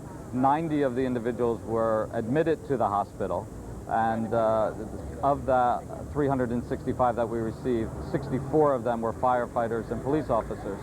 We have now transferred 2 of our 90 patients who were in the house up to the burn center uptown, and EMS has informed us that we should anticipate patients, particularly rescue workers, throughout the day today. Thus, we are still on standby with our full trauma team throughout the medical center. So you have about 90 people right now in the hospital who are being treated? That's correct. And were the most severely or critically injured the ones who were transferred? No, those were those who had the worst burns. We only have one burn center here in Manhattan. They have been sent there, but we have the most critically injured people, being the closest trauma center to the World Trade Center. Unfortunately, this is our second time with the World Trade Center. The most severely patients have blunt trauma, have had objects fall on them, severe abrasions, and multiple fractures. But you say in all, when you saw 365 victims, the majority of those people were treated and released, I'm assuming. That's correct. And I think the thing that's been most challenging for our staff is that we have been waiting for more than 1,000 patients. We were told by EMS originally to expect 1,000 patients, and the sad part of it is there's just that many survivors. How about staffing at the hospital, Mr. Ackerman? How are you doing along those lines? We're doing very well. We had an enormous number of people volunteer in the last few days. There was a physicians conference in the city here. We had doctors from Europe offered to help. We have our own staff. We're staffed entirely now. We had an enormous number of volunteers come and help. People wanted to give blood. Neighbors are literally bringing sandwiches and coffee over for our staff. So it's been a wonderful outpouring by New Yorkers, just like it always is in the city. Bringing out the best in people in the worst of times. Mr. Ackerman, Mark Ackerman of St. Vincent's Hospital in Lower Manhattan, thanks so much, and all the best to you and your entire team at the hospital. Thank you, Katie. 5 minutes after the hour now, here's Matt. Katie, thanks. Two of the planes that were hijacked and then intentionally crashed took off from Logan International Airport in Boston. NBC's Chris Hansen is in Boston this morning. Chris, it appears that if there are any breaks in the investigation in the early stages, they've come there in Boston. That's exactly right, Matt. Good morning. In many terrorism cases, it appears the first and most significant leads come from vehicles that were either involved in the crime or abandoned after the crime, and such appears to be the case here. Yesterday, law enforcement authorities here in Boston got a call from a man who had flown out on a different flight, got to his location, saw what happened at the World Trade Center, and something clicked in his mind. He said that he had an altercation in one of the parking garages here with a couple of, as he described, Arabic men. And he described the car that they had. When law enforcement authorities checked out that car, they looked inside and they saw flight manuals in Arabic. They were then able to connect that car, a four-door Mitsubishi that was rented apparently right here at the airport, to two individuals, brothers who had United Arab Emirates passports. One of those brothers is an experienced pilot. Now, I can also tell you from here today that they are looking at the possibility of 3 more of the hijackers coming in from Canada and then flying from Portland, Maine here to Logan Airport yesterday morning. Law enforcement authorities and FBI sources now confirm that they believe the 5 of these people were actually some of the hijackers who took over those planes that left Boston yesterday, Matt. Hey, Chris, let me ask you something, and if this is outside your area here, I apologize, but I've also heard reports that based on the names they think were on those planes, that police are searching some areas in Florida, in Broward County. They are. Tell me about that. Well, you know, it's been a little hard to get the Florida information here in Boston, but I can confirm and tell you that based upon one of those names, and because it was familiar to federal investigators, they did execute some search warrants in Florida. To the best of my knowledge, they have not found anything too significant and are taking a look at perhaps a second residence. It's now believed that the person, the target, may have moved. Right. But they do believe that he died in the crash. Chris, obviously this is a breach of security at Logan Airport where 2 of the planes were hijacked. Is that an airport where they take pictures of everyone who passes through security? You know, you would think that that would be a good possibility, but at a briefing here yesterday, the airport authorities said thus far they do not believe anything of significance was captured on any security cameras in the airport. They have had some problems with security here in the past.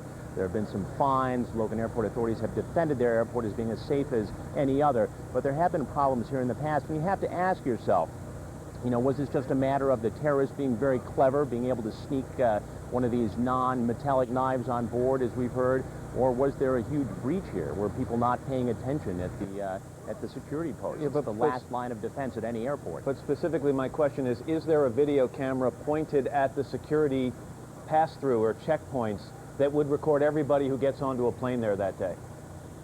You know, that's a good question, Matt. We were led to believe yesterday that, in fact, there was not. But we're going to have a briefing here in the next couple of hours with airport authorities as well as perhaps federal law enforcement people, and we'll certainly dig into that. All right, Chris Hansen in Boston this morning. Chris, thank you very much.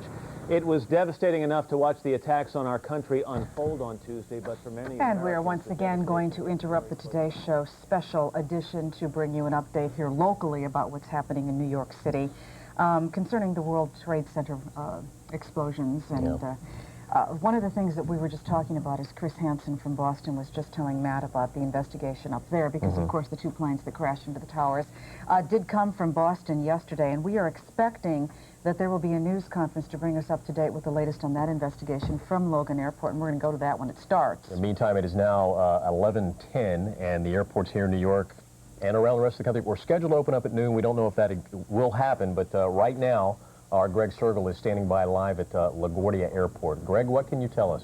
Well, Glenn, we just left a news conference involving the general manager here at LaGuardia Airport, and he says an announcement will be coming out of Washington and the FAA at noon as to when airspace will be reopened around the country. Of course, here in the New York area and at airports all around the country. But Warren Kropel did tell us that when airspace is reopened today, he expects only about 20 to 30% of all scheduled flights to actually take place today.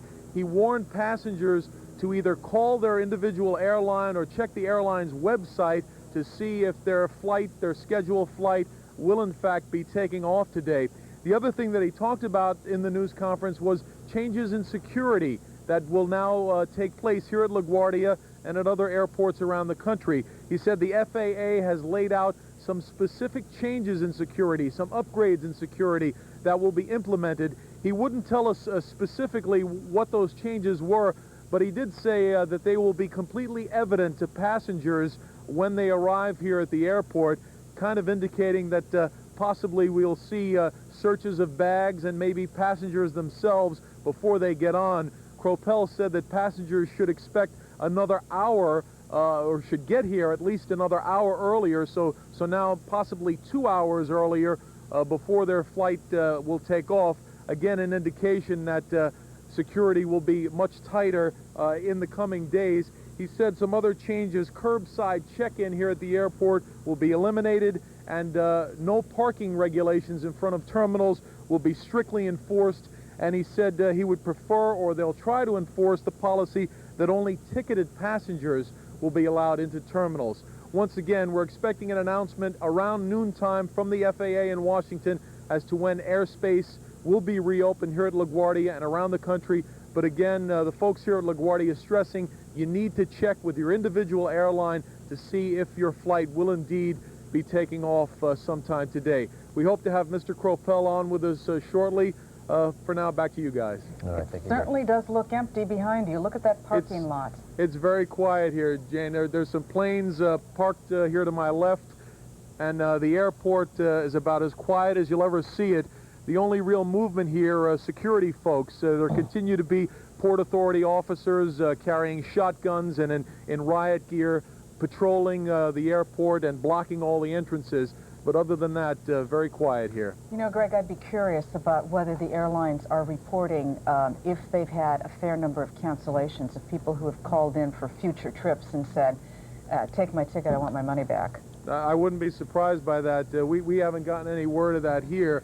The folks from LaGuardia say, though, that they've been in contact with the airlines, working with them and trying to implement these new security measures. And as you said, that may be one of the reasons why they're stressing that they won't reopen the airport until it's safe, because they have concerns that passengers may not want to come back. Well, that may be. There was something I read earlier that cautioned people should expect that they need at least an extra hour now at the airport. So I don't know what that means, but that was kind of one of the words of warning. Well, they may be reopened for business today, but I don't really think a lot of people are going to be heading in the airport. You know what we haven't talked about yet is the fact that Major League Baseball has again canceled games today. It is appears that the NFL may cancel football games for the weekend, which would cancel the Giants' home opener. The Giants were supposed to open this weekend against Green Bay. Is that definite yet, or is it still? It's still up in the air, but I know that a lot of college football games have already canceled. Matter of fact, I was going to a game myself down in Florida this weekend, the Georgia Tech-Florida State game. They've canceled that along with the Florida-Tennessee game. Those are definitely out. One of the coaches was quoted as saying, football doesn't seem too important right now. No, I don't think so. Let us, you had an interesting tidbit here. Former President Clinton, ex-Vice President Al Gore, where are they? Well, neither is in the country. And they can't get here, apparently. They can't get here. Apparently, former President Clinton is in Australia. He is under heavy guard. He was down there. He's at a resort. Al Gore was trying to get a flight back home. He is stuck in Vienna, where he was speaking at a conference. So the former president and vice president are out of the country under heavy guard right now. But I'm sure both of them share the deep concern that everybody in this country does. Absolutely. Let's go to Joe Avalar at St. Vincent's Hospital. We haven't chatted with you, Joe, for a while, but they brought any more people in? We are again live, excuse me. I'm just catching up with Mark Ackerman here, who just ran over from talking to other executives. Chief Corporate Officer of St. Vincent's Hospital. Good, I have the name correctly. Tell us the latest that we have. We have five firefighters at least? In about the last 45 minutes, we've received 5 firefighters. These are individuals who are part of the search and rescue. They were not buried. I think it's important we make that point very clear. These are people who've been working for more than 24 hours, trying to save other people's lives and their fellow firefighters and police officers' lives. They are mentally exhausted, physically exhausted. They have literally abrasions on their fingers from trying to dig with their own hands. They have abrasions of their eyes because of all the concrete in the air, and they have some respiratory difficulties, but they're all okay, and they're actually anxious to be released. We want to make sure they're healthy before we do that. They want to get back to work, is that? They do. 365 people have come into the hospital, but you haven't admitted all 365, is that correct? Of the 365, only 90 needed to be admitted. About 65 of those were in critical condition. We've actually transferred 2 of them burn victims up to the Cornell Burn Unit, but the rest of the people are here. We have some very critically ill people, people that had blunt trauma, that had severe lacerations, multiple fractures. It's the whole gamut of problems in something like this. You were prepared in talking and listening to you. You were prepared for some 1,000 people, or more than 1,000 people, to come through the hospital. And I know that we've shown all day long, and it's hard to see it now over your shoulder because of the sun. You have doctors and nurses standing by. The biggest trouble for them now is we didn't get the thousands. How do you keep the hopes and spirits up? We have a very good behavioral health program here, and our behavioral health workers, our pastoral care workers are working with our staff as well as with the public. We've had numbers of people, anguished family members come in. We have centers in Staten Island, Westchester, and Manhattan to help people who feel any level of anxiety. And as we've talked about, children are feeling an enormous amount of anxiety over this. We're helping families to cope with this, how to deal and how talk to their children, how to work with this problem. And the family members that cannot find their loved ones are clearly the people that are under the most anguish right now. We're helping them with our Family Crisis Center on 11th Street. People are welcome to come there and call and let us know, and we will be happy to help them in any way we can. And I know one of the problems, too, that families are dealing with is, and we talked to Rolando Paz a short time ago, he was looking for his wife. Some of the patient information is incomplete at this point, isn't it? Yeah, actually, we have just been informed in the past few minutes that the Greater New York Hospital Association and the mayor's office has now compiled a list from every hospital in the tri-state area. I understand that list is over 100 pages long. I have not seen it personally, but these are people that we know have survived or that went to a hospital. We're going to get that list through the Greater New York Hospital Association and the mayor's office out as soon as possible so it can be published and people will know perhaps where a loved one was taken. I'm jumping the gun here on this question, but would you know if it would be on a website, either the city's website, your website? We could put it on ours. It's a great idea. We haven't even gotten to that point. I was just talking with some of the other hospital officials about the fact that we've just gotten this list, and we're going to find out how to best get it out, but I appreciate the suggestion. Talked about people working.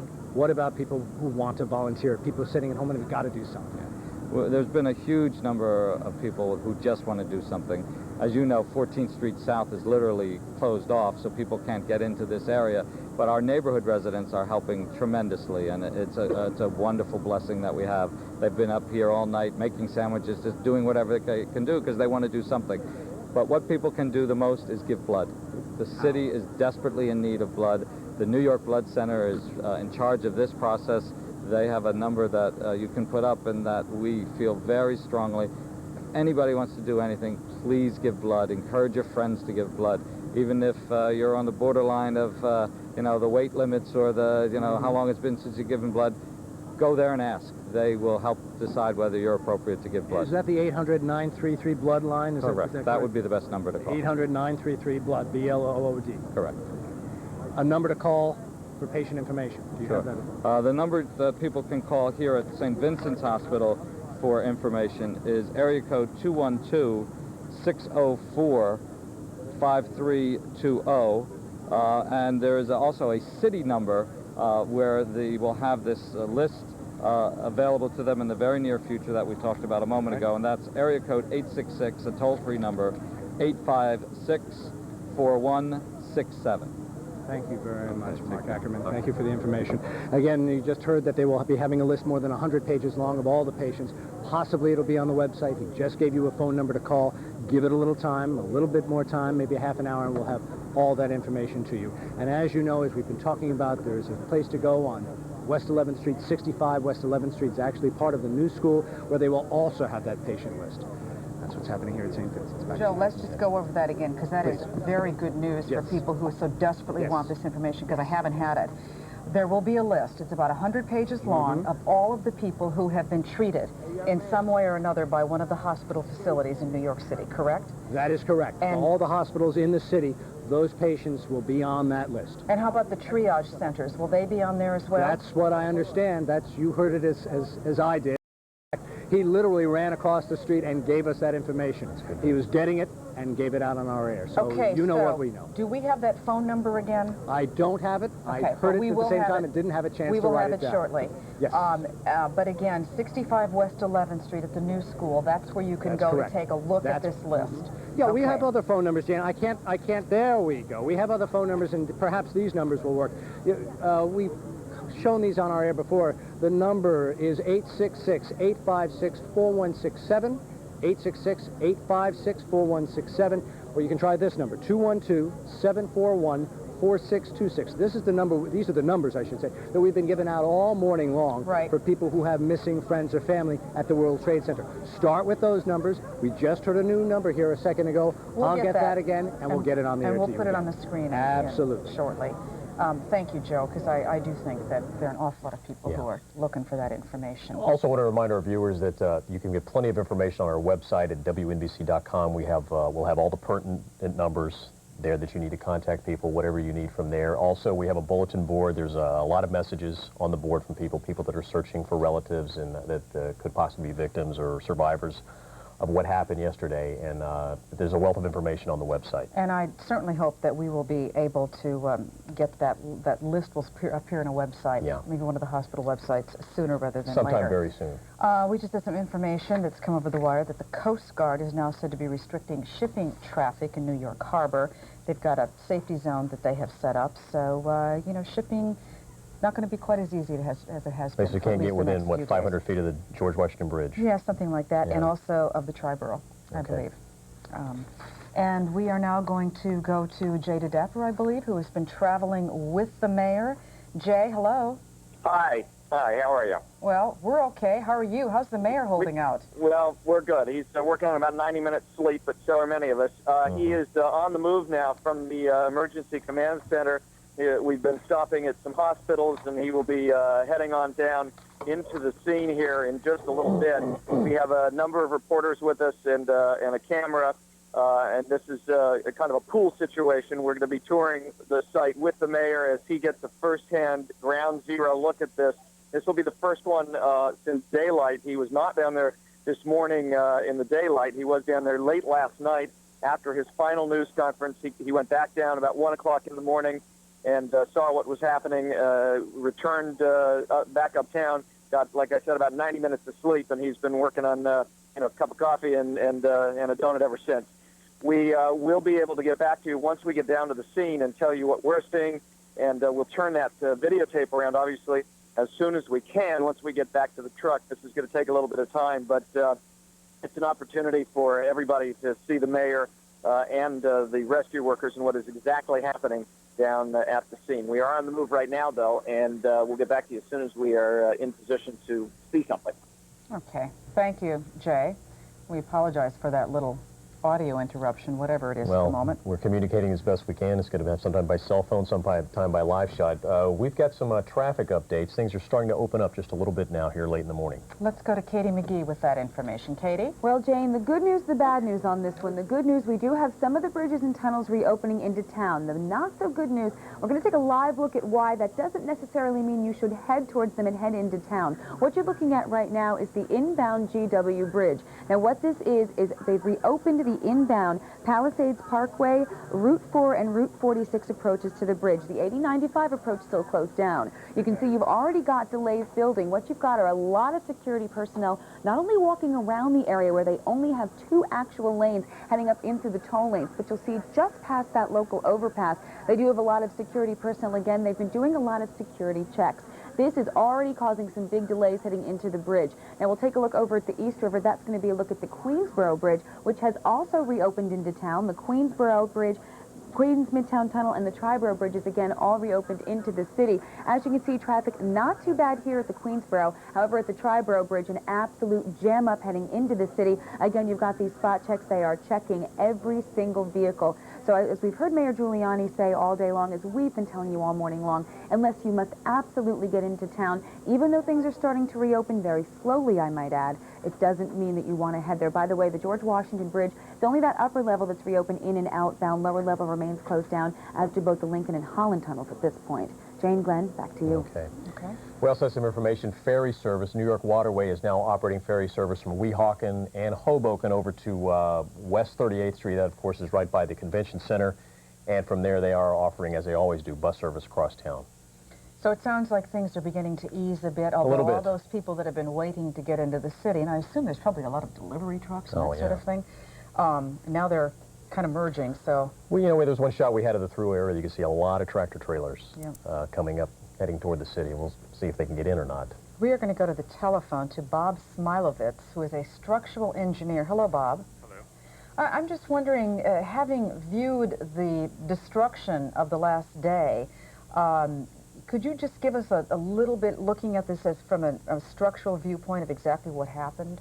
Well, it was actually a fairly classic form of failure. The structure was not, although it was damaged by the initial impact, this did not result in the immediate collapse of the structure. The fire that raged weakened the steel that supported the slabs, and these slabs eventually came down one at a time as what we call a pancaking, one slab falling on the one below, which then destabilizes the structure, and the accumulated weight just causes the structure to come vertically down, right down on itself. At the same time, the buildings did what they were supposed to do when the planes crashed into them. They basically absorbed the impact of the planes, but of course, you know, there's no battling the heat. That's right. The buildings withstood the initial impact without global collapse. I'm sure floor slabs within the building where the airplane struck were badly damaged, but the overall structure remained stable for a period of time until it was overwhelmed by the heat. And I would assume that the fuel that was on board those airplanes, of course, had there not been as much fuel, the fire would perhaps not have burned as intensely as it did for as long as it did, Bob. That is true. I believe it was well calculated by the perpetrators to get the most effect of the fuel engine fuel. All right, Bob, could you just hang on for a moment? Sure. Because we're going to go back to LaGuardia Airport. Greg Sergel with the airport manager. And I'll tell you, Greg, I am really curious about what kind of new restrictions they may be putting in or requiring in order for the airports to reopen. I assume there are some. There are, Jane. We're going to talk about it right now with Warren Kropel, the general manager of LaGuardia. First, Warren, you said you've gotten some new information on when we'll hear an announcement about the reopening of airspace. Yes, Greg, the one major change we've had is we had heard a possible announcement at noon by the FAA in Washington, D.C. as to resumption of air services. Just came off a teleconference, a national teleconference, and we shouldn't expect any notice from Washington until at least 3 p.m. this afternoon. So everything else we had mentioned to you earlier at the meeting holds true. We have received all the security measures. The finalization of those measures is being implemented as we speak. Most of them were actually done yesterday. But the real story is, even when we resume air services, the public should not expect a resumption of normal services. Flights will be very, very limited. Airlines still have to regroup and restage. Very limited services, so please, the public should definitely call ahead to their airline to get information about their specific flight. And if they can't get through on the 800 numbers that are available for the information, please try the airline websites. That might be better information for them. Let's talk about the changes in security. Can you be specific about what will happen here? Will passengers be searched at the gate? Will their bags be searched? All I can say is a lot of the stuff is classified. There are a number of items that will be implemented that will not be transparent to the passengers. They will definitely see significant changes in their screening procedures, and there are a number of items that I can't discuss with you that will be transparent, that will be in the background that you will not know are happening. Will the level of security here be comparable to what it was during the Gulf War? That and probably more. And will these measures be in effect indefinitely? Is this a new policy that will take effect from now on? The notice that was given to us is implemented until further notice. Now, you said earlier passengers should give themselves at least another hour of time. That means that the process is going to take a while when they get here. Once services resume, and I say there will be very limited services, please call ahead to your airline. I would easily give yourselves an extra hour of time than you normally have. Don't expect to just run here, get to the gate, run through screening, and catch a flight. How shaken were all of you folks yesterday by the news that these planes were all hijacked, you know, in a system that we thought was protecting us? Well, we were all very concerned and very shaken, naturally. Our main concern was to immediately implement whatever security procedures that we had given to us and go back and review what we had done, what we are doing, and what we should be doing over the next 24 hours. It was really more or less not focusing on what happened, but focusing on what we have to do now to see what could happen. So we've just been, ever since the incidents happened, we've been just ratcheting up security, and really this place is locked down tight right now. And what assurances can you give travelers when they do come back that travel will indeed be safer? I can assure you that even if airspace is resumed, if air operations are resumed, no airport will open up until it is assured that every security directive has been implemented that is given to us from Washington. So no one is going to start up unless we are assured that all measures are in place. Just one last thing, Warren. I know you've been in contact with the airlines. Have they received calls from passengers saying, hey, we don't want to fly, we're canceling? I'm not aware of that. I'm going to another meeting now with the airlines that I've called, and afterwards I'll be able to come back to you and give you that information if they're getting it. Okay. Warren Kropel, thanks a lot. General Manager of LaGuardia Airport. That's the situation from here. We should know by 3 o'clock this afternoon when airspace will be reopened. But as Warren said, even when that happens, flights will be limited for today at least. Back to you folks. Thank you, Greg. Boy, it's going to be a lot tougher traveling. Yeah. But you know what? I don't think any of us will object. No, I don't think so. Of course, we're under a terror alert here in New York City. Across the river in New Jersey, New Jersey's acting Governor Donald DeFrancisco had declared a state of emergency. He joins us now on the telephone. Governor, are you there? I'm here. Governor, your state's done a good job of helping out with this, with the hospitals. Can you tell us exactly what's going on in the Garden State? Well, we felt we were very well prepared to help out New York. We're basically at their disposal, really. You know, we need to have them request our help, and quite frankly, they did a great job with their own people. Mayor Giuliani does a superb job, and his fire, his police, his rescue teams, his emergency management people were doing a fabulous job. We had some people there, but most of their hospitals handled the injured people. We from a percentage standpoint, we provided very little help that way, although we were prepared to help in a big way. We had surgeons from all over the country who happened to have a convention right here in Hudson County. We had them prepared to do whatever was necessary. We had teams from all over the state at Liberty State Park waiting for people to come over on a ferry. So we're still prepared because, you know, this is an ongoing matter, and people get tired, and they're going to need our help, I think, from a security standpoint, from a police and fire standpoint in the next few days. And And so we are prepared. Our urban search and rescue team was the first team there, and they've been there a long time. So it's not a one-day proposition. It's going to be weeks, and it's going to have to be us kicking in a big way. Literally tens of thousands of our New Jersey residents were there in those buildings and around those buildings, and really my heart reaches out to the families of all the people involved.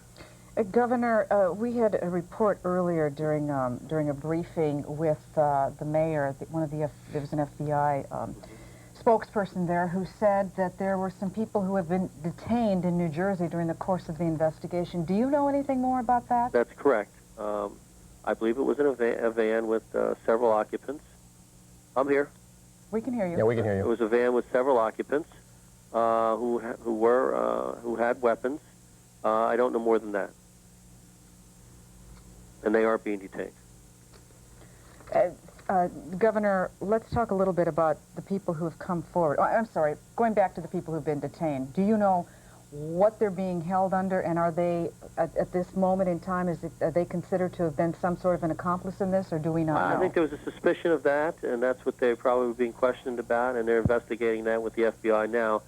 They haven't told me anything further. There's been no arrests, no charges, but they certainly were spotted, and there was a suspicion that there might be some problem, and it developed into what I believe was a problem with respect to weapons and perhaps involvement, and that's all I know. Governor, two of the hijackers, we're getting reports out of Boston, had New Jersey driver's license. Or were you told maybe what community they lived in? Have you been told that? No, I'm not aware of that. No one has told me that they had New Jersey driver's license. That actually came from the governor of Maine, Came from the governor of Maine? That's right, that's right. A while ago, because one of the, or two of the hijackers were believed to have actually started their mission yesterday in Portland, Maine, and then flew to Logan Airport, and apparently they rented a car using New Jersey driver's licenses. Governor, can we talk a little bit about some of the volunteers that you have that have come forward from the state of New Jersey? Do you know who any of these people are? Volunteers? Is that what you mean? Yeah. Oh, well, we have people from all 21 counties who've come up north to help with emergency medical services, with transportation, with police and security. The state police has a big presence in New Jersey and is prepared, together with the National Guard, who are all volunteers, to move into New York whenever Mayor Giuliani or Governor Pataki request our help. Okay. Speaking of Mayor Giuliani, Governor, he's at Bellevue Hospital right now, about to hold a briefing, so we are going to go to him. Okay. We thank you very much for speaking with us, and we certainly, I'm certain that your help is appreciated. Well, I guess we are not going to hear the mayor right now because simply we've got a little bit of a technical problem. We do have somebody, though, back over in New Jersey. Okay. We have Brian Thompson standing by, I believe, at Newark Airport, where he has been for the entire morning, which, much like LaGuardia, not a lot of business. No, not at all, Glenn. In fact, there was supposed to be a news briefing at 10:30 by the by the DOT, Department of Transportation, down in Washington. That was canceled. So now we have no idea when they're going to open up the air lanes.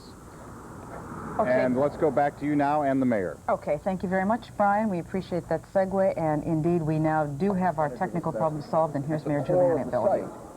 There is asbestos, which we're dealing with by watering it down and doing constant tests and having the proper equipment for people that might have to go into the very core. But at the periphery of the site, there is no, the levels are below 1%. And in the atmosphere, there is none. So, you know, we're continuing to test. Thank you. Thank you. Well, we obviously caught only a short portion of what the mayor had to say there, but I believe that question was about asbestos, because there was some concern that there had been asbestos used in the construction of the the Twin Towers, and that yesterday, amidst all of the destruction and debris that was flying everywhere, there were people breathing in the plumes, the ashes, and this dust that they Well, the sky went dark. with. I mean, it was that thick. Right, and there was concern that these people were inhaling a lot of asbestos in that whole process, but it seems that the mayor is saying that's not necessarily true. On that subject, we have with us now Dr. Max Gomez. Maybe you can give us a little insight to some of the problems, health problems people could get from this whole problem? Well, let's start out with, even if as the mayor said, asbestos may not be a problem there clearly was an awful lot of dust that got up into the air. Some of that dust has gone downwind into Brooklyn, some of it's gone across the river over to New Jersey. Even without asbestos being in there, you can suffer some serious health effects from that. So primarily the people who really need to be concerned, of course, are the people who have some sort of lung disease, emphysema, asthma, bronchitis, and so forth. Those are the folks who need to be very careful. Just as if you had any sort of air pollution alert, the guidelines are essentially the same. Stay indoors, don't go out and exercise, run your air conditioner, keep the windows, doors closed, fireplace flumes, and so forth, because this stuff can come down, get into your lungs, and be very abrasive, be very irritating, just as big a problem as asbestos. I'll tell you, I talked to an awful lot of people yesterday who work on Wall Street who had to walk home.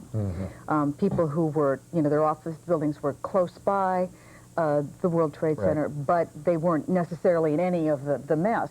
But what happened is they were breathing this stuff as they walked. Excuse me, to Jane. a person... They're back at Bellevue. They're having a question and answer session right now. So let's go back to Bellevue and listen to what's going on. To limit them to 12-hour shifts. They won't go home. They won't go to sleep. So they're working probably 16 hours, then a short nap. The nursing staff, Ms. Resrat can give you a better information, but I can tell you, extremely dedicated. They're working. I can't get them to even sit down. I mean, they're the hardest working group of nurses I've ever seen. And everybody in this hospital extremely dedicated to be ready today.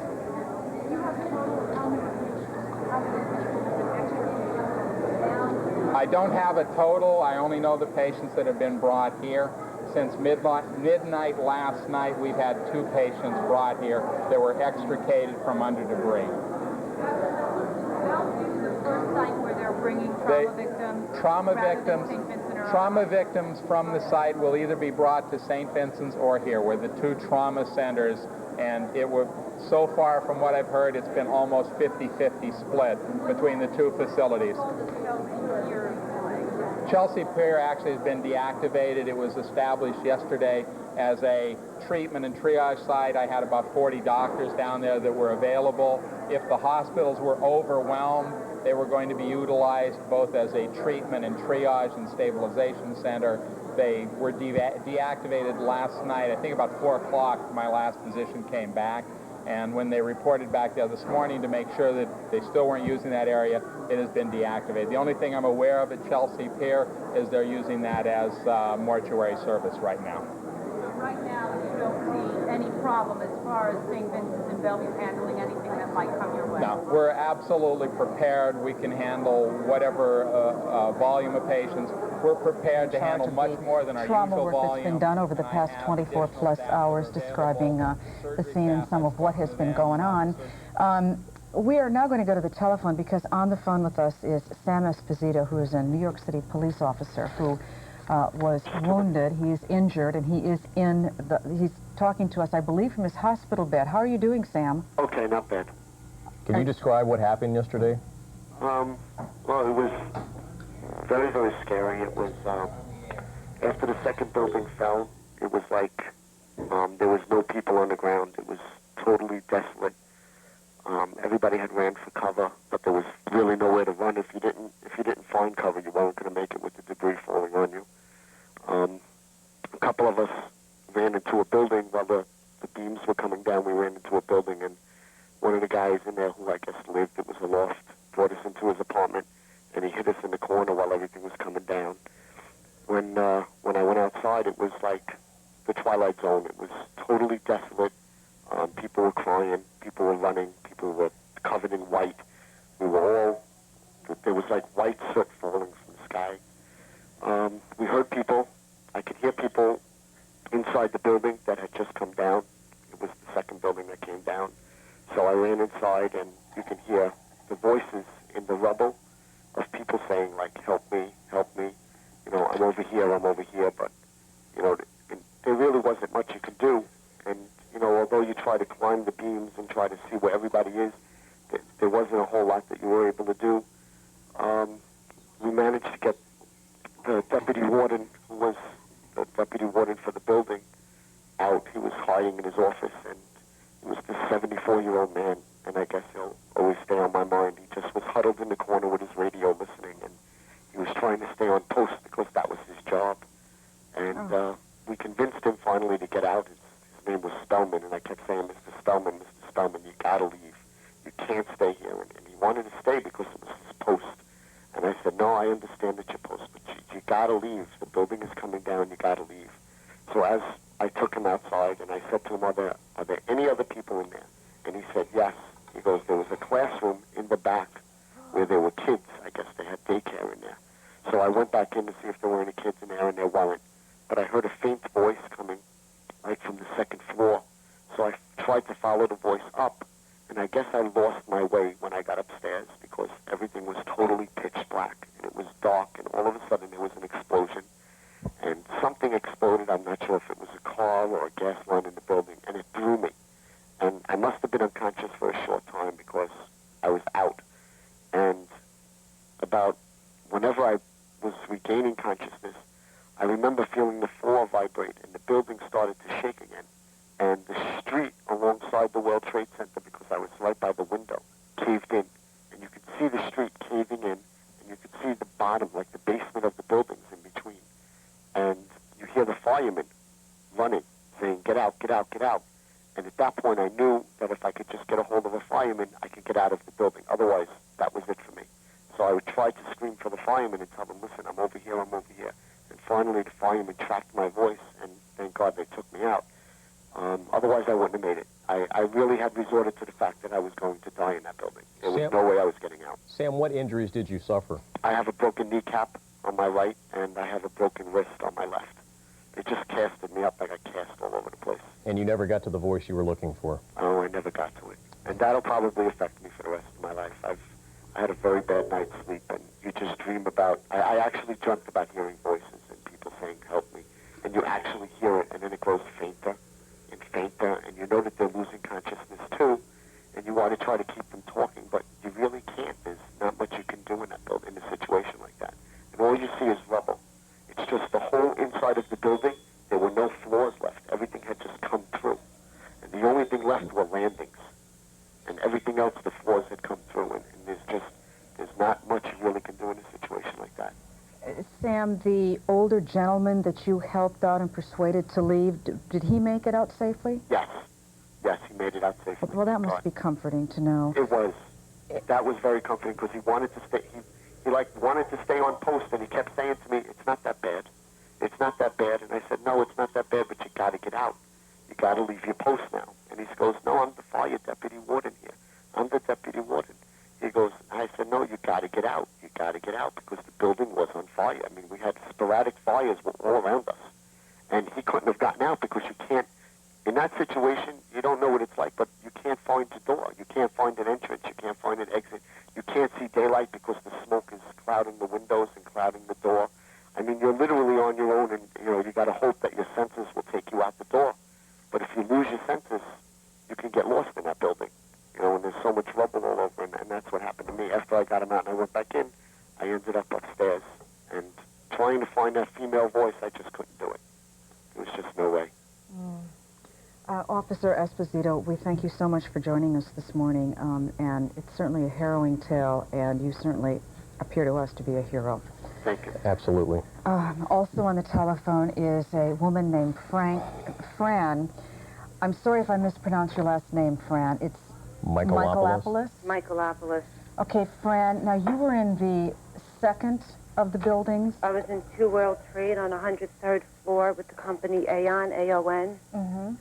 And when I got up to my floor, it was about 8:40 that morning, and basically I went to the ladies' room, and when I was in the ladies' room, I heard a bunch of people screaming, evacuate, evacuate. So I, was looking around, curious to see what was going on, and the loudspeaker came across and said, people, 1 World Trade, there's a fire, 2 World Trade has not been hit yet, but, we're still going to evacuate. But there was no, urgency to 2 World Trade evacuation at that point.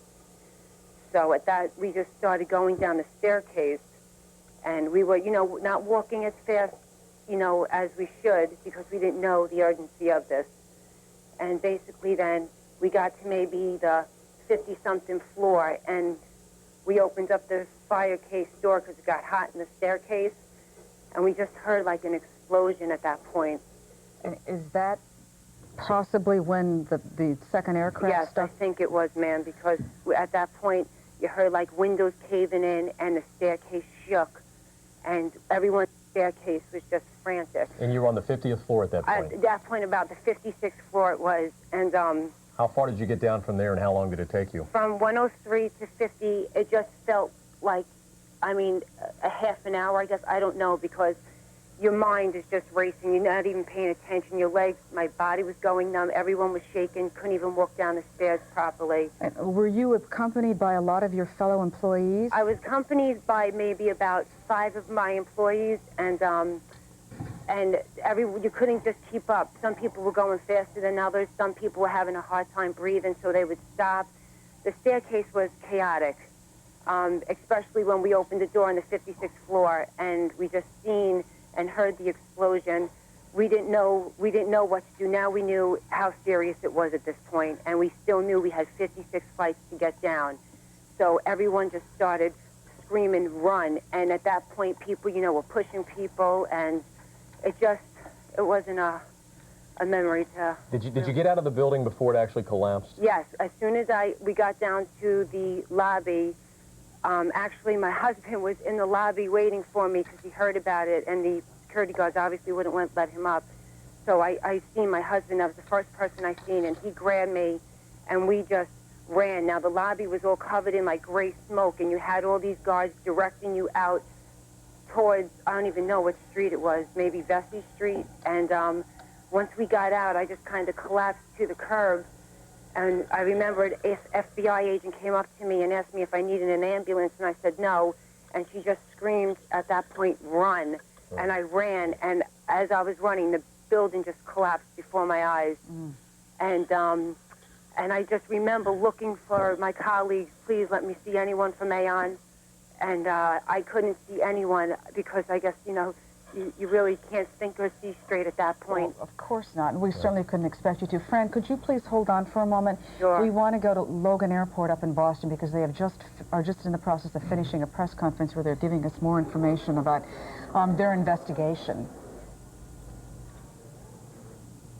Update on arrival, yes, and here. We're going to take a number of precautions, and again, I only hit the highlights, but to that specific question, we will be locking down a number of employee access doors and requiring all employees to go through screening prior to going to work at Logan. And in addition, you heard us say we're going to beef up the security checkpoint presence by putting uniformed law enforcement officers at those locations. And again, just to keep in mind that the security requirements here and the arrangements are twofold. There are a number of airline requirements in accordance with FAA regulations. Boston, talking about security measures that are going to be taken now at Logan Airport. But right now, let's come back to New York. Mayor Giuliani is holding a press strongly conference. enough the gratitude that I feel and that the people of the city feel to St. Vincent's Hospital. I think I will never forget rushing down to the site and seeing for the first time right here the World Trade Center on fire, and looking over to my left and seeing the doctors and nurses of St. Vincent's ready to receive people before we sent a single person here. And yesterday, what you did for our police officers, our firefighters, and our citizens was enormously helpful. You helped to cure them and heal them, and you supported them in a way that we'll always be grateful for. Thank you, Mr. Thank you very, very much. Thank you. I'm going to go in and see a few of them, and Mark will give you all the statistics and the details. Thank you, Mr. Mayor. Thank you. Take care. Thank you. Yeah, we'll stop. Mr. Mayor, We'll stop off. any word on any more survivors, Mr. Mayor? We're hopeful that we're going to be able to find more. We don't have any specific information yet. We're searching, and we're hopeful. But we haven't found any. But if there was one, you'd see him here or at Bellevue or at Beekman, and we're trying very, very hard. We're still hopeful. There's still hope that we can find people, and we're going to continue to proceed in that direction. And rescuers been able to get close enough to begin an actual question is, a rescue was close enough to begin an actual evacuation, or actual recovering of getting through the rubble of One World Trade. Are there people that we can get out? We're taking debris out in order to make the recovery effort more efficient and more effective. But the major focus right now is, where do we think we have opportunities to find people? The other cities' firefighters being helpful too? Yes, we have a tremendous number of volunteers. We have more volunteers than we know what to do with right now. But please continue to volunteer, because we're going to need you tomorrow and the next day and the day after. And you know, our firefighters and police officers are going to get pretty exhausted after a period of time. The outpouring of volunteers has been tremendous, and we're very, very thankful for that. And the city, the people of the city, their spirit is tremendous. And I said that yesterday, and I'll say it again. This city is the greatest city in the world. It has the greatest people, and a bunch of cowardly terrorists can't make us fearful. We're stronger than they are. We're better than they are. And people of the city proved it yesterday. They're going to prove it today, and they're going to be a great example of what Americans are like. Thank you. Well, you heard Mayor Giuliani. He is here at the hospital, and now he's shaking the hand of the chief corporate officer. He's going inside the hospital to thank the doctors and all the nurses who are working so hard. You heard also him thank the spirit of all the New Yorkers who are working so diligently. At this point, you also heard the mayor give unsettling news that there are no new reports about survivors, no additional survivors at this time, but they're continuing to work. Let's pan back off me if we can. Mark Ackerman is talking right now. Areas that they've been working on for the last 24 hours. These three individuals have been at the epicenter of our work here, not only with the patients and the victims, but also with their families, because we have, as you know, a special family center set up, and we have seen many, many families coming to us. I'm told there are over 200 people at our family center right now seeking help and counsel. Right now, St. Vincent's Catholic Medical Center here in Manhattan has received 369 patients. There have been 4 fatalities, individuals who passed away after they got here. We admitted 95 individuals. Of that, 2 of those people have been transferred to the burn center. A number of people have been discharged this morning and have gone to their homes. And we're very grateful to the volunteers and the police department for helping us to transport people. We have had now 68 firefighters and police officers, and as I think I mentioned, we've had 5 firefighters in the last hour and a half or so. These were rescue workers. These were not individuals who were buried underneath, but rather individuals who were helping with the rescue. We have seen in these individuals, much as we have in the past, the respiratory difficulties because of all the dust in the air down there, the abrasions of the eyes because of the concrete in the dust, and literally some abrasions of the fingers on a couple of firefighters because they were digging by hand. I'm going to first ask Dr. Eth to speak about the work we've been doing in our behavioral health program, and then we'll follow with the others. After they all speak, we'll take questions. What I'd like to do at this point, too, is if we can put our phone numbers on the screen for people to call, people who are missing family and friends. That number, 866-856-4167, or the other number, 212-741-4626. Provided psychiatric and mental health consultations to victims. Some of the victims who have been seriously injured.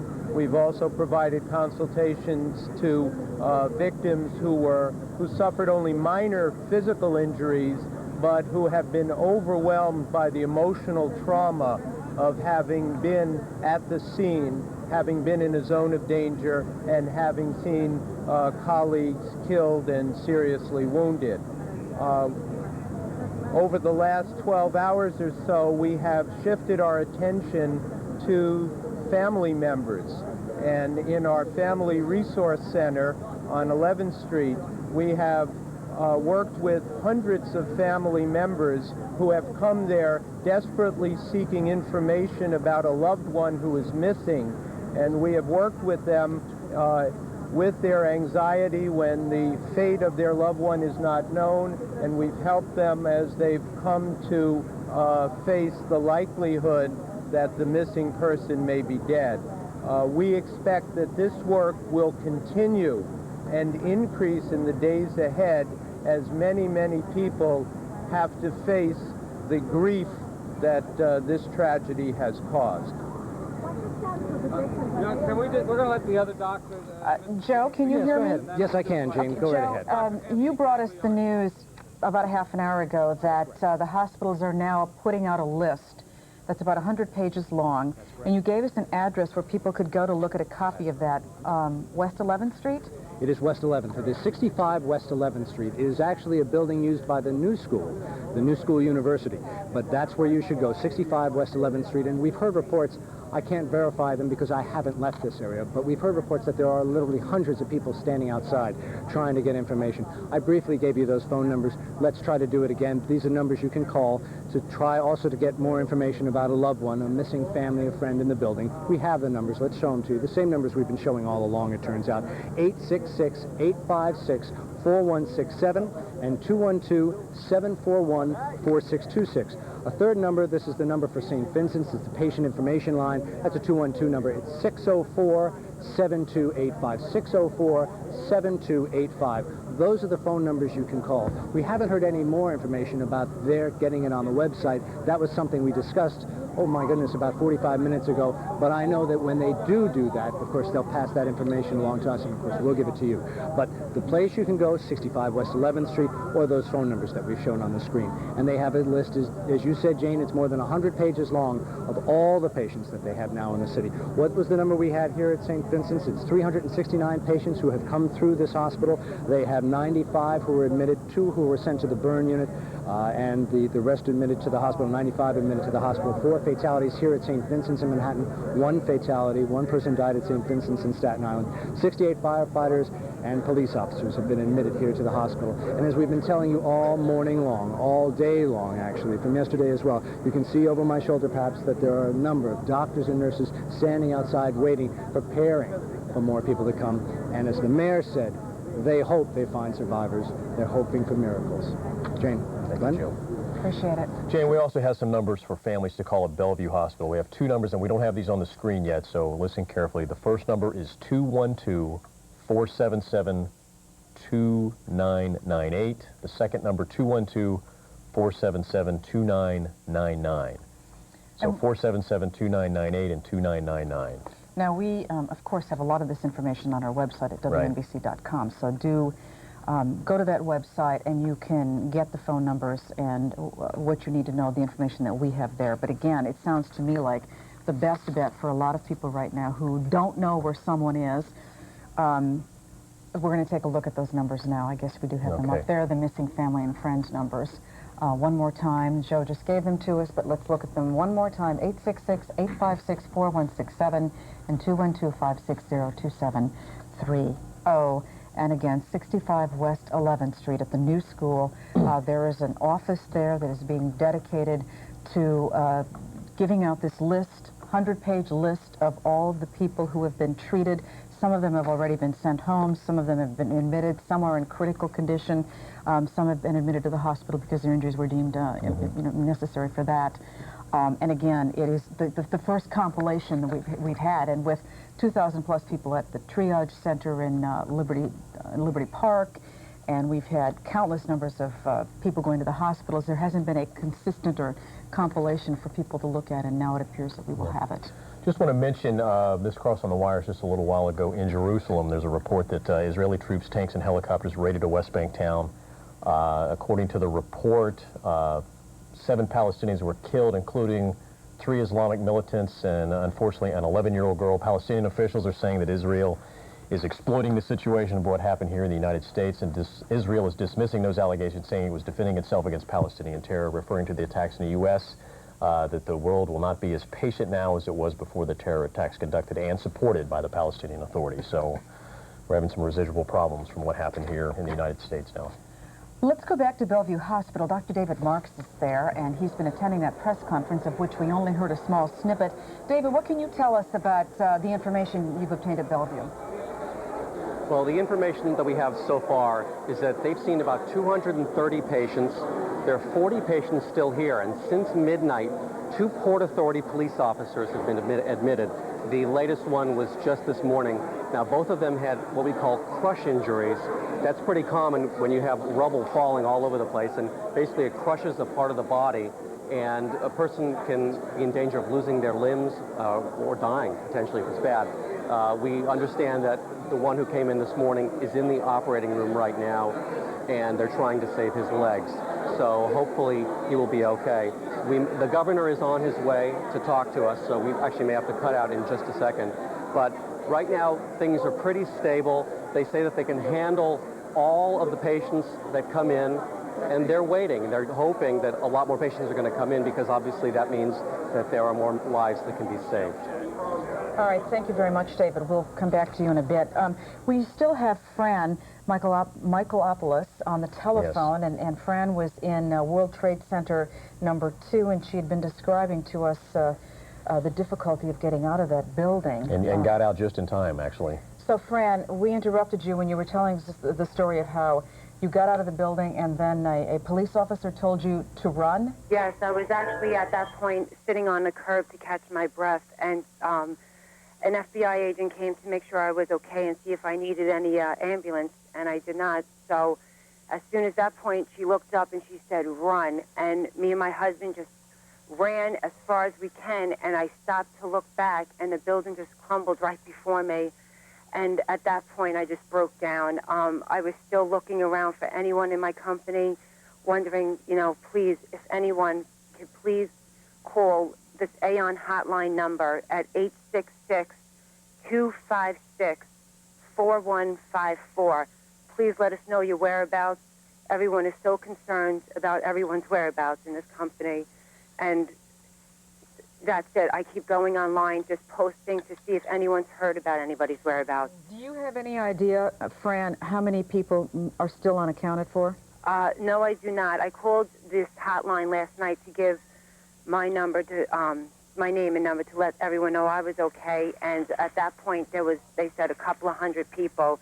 I believe Aon has about maybe 1,200 employees in that building, in that New York location, and a lot of people are still missing. And I spoke to many families on the phone looking for their husbands or wives, and we're just happy to hear that me being on 103 made it out alive. That gives them some hope that their family members are still alive. It sure does. Fran, you just said that when you finally looked back and saw the building collapsing, that's when you broke down. Yeah. Dr. Max Gomez is here with us now, and that's exactly what he wants to talk about, because so many people who were anywhere near the World Trade Center and certainly didn't even have as traumatic an experience as you did are going to suffer something called post-traumatic stress. Well, both what Fran and Officer Esposito described really is more an acute psychological trauma that they're suffering. Post-traumatic, by definition, is a little bit later on. But in any case, the symptoms are similar. It is, and it's not just the people who are immediately involved in this tragedy, the rescue workers, the civilians, the doctors, and others that are involved. All of us, really, to a certain extent, have suffered and will potentially suffer from some post-traumatic stress disorder. The psychiatrists have a slightly different name for it, a vicarious traumatization. But nevertheless, we have all participated in and been traumatized by this particular event. Some of the symptoms that you will see evolving, Officer Esposito described some of that in terms of nightmares, not being able to sleep, sleep disturbances. There will be flashbacks that will be involved. Some of the people involved will be frankly irritable, and it is not simply because they're being cranky. It is part of this traumatic, post-traumatic stress disorder. They will try to avoid anything having to do that may remind them of the particular trauma of the particular event.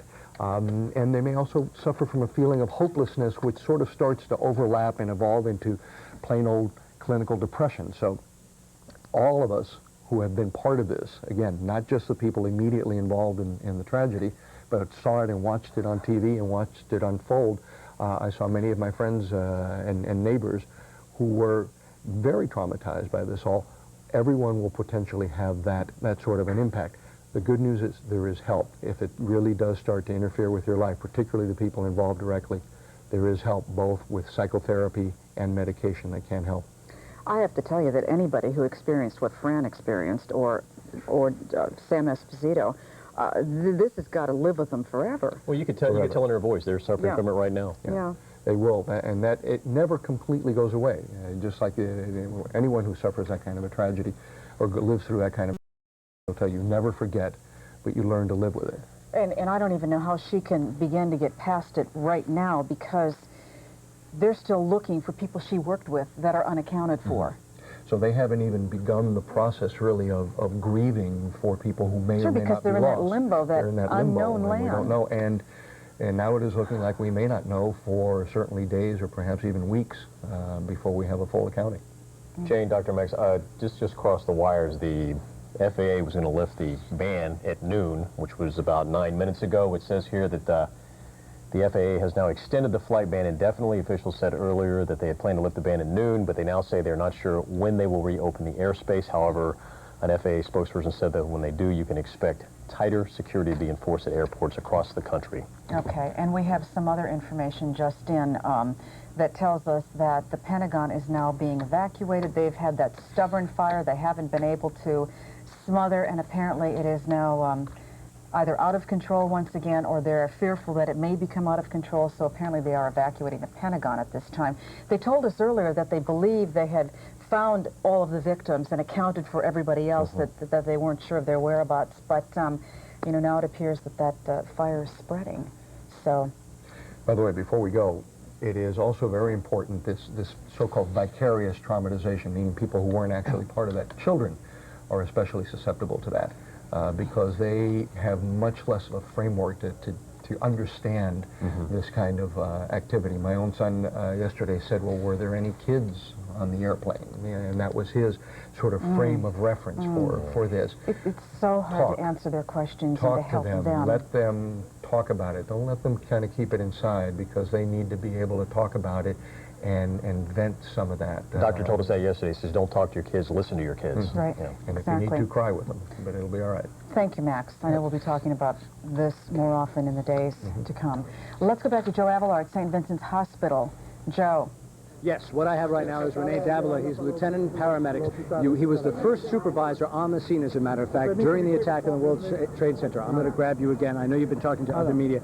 You were the first supervisor. You saw the second plane. You were actually on the scene when the second plane hit the building. But where I want to jump to is when the first building collapsed, you tell me you ran for your life, as you were saying, to the Millennium Hotel. We were treating people right in front of the Hilton Millennium Hotel on Fulton and Church. Right. We heard like a rumble, like a thunder. Next thing you look, I see the building coming down, and you see a wave of smoke and debris coming in our direction. It was probably a matter of seconds. Started running. The closest thing I saw was the hotel. I started running to the hotel. I got blown some. I fell down on the ground. I got covered in debris.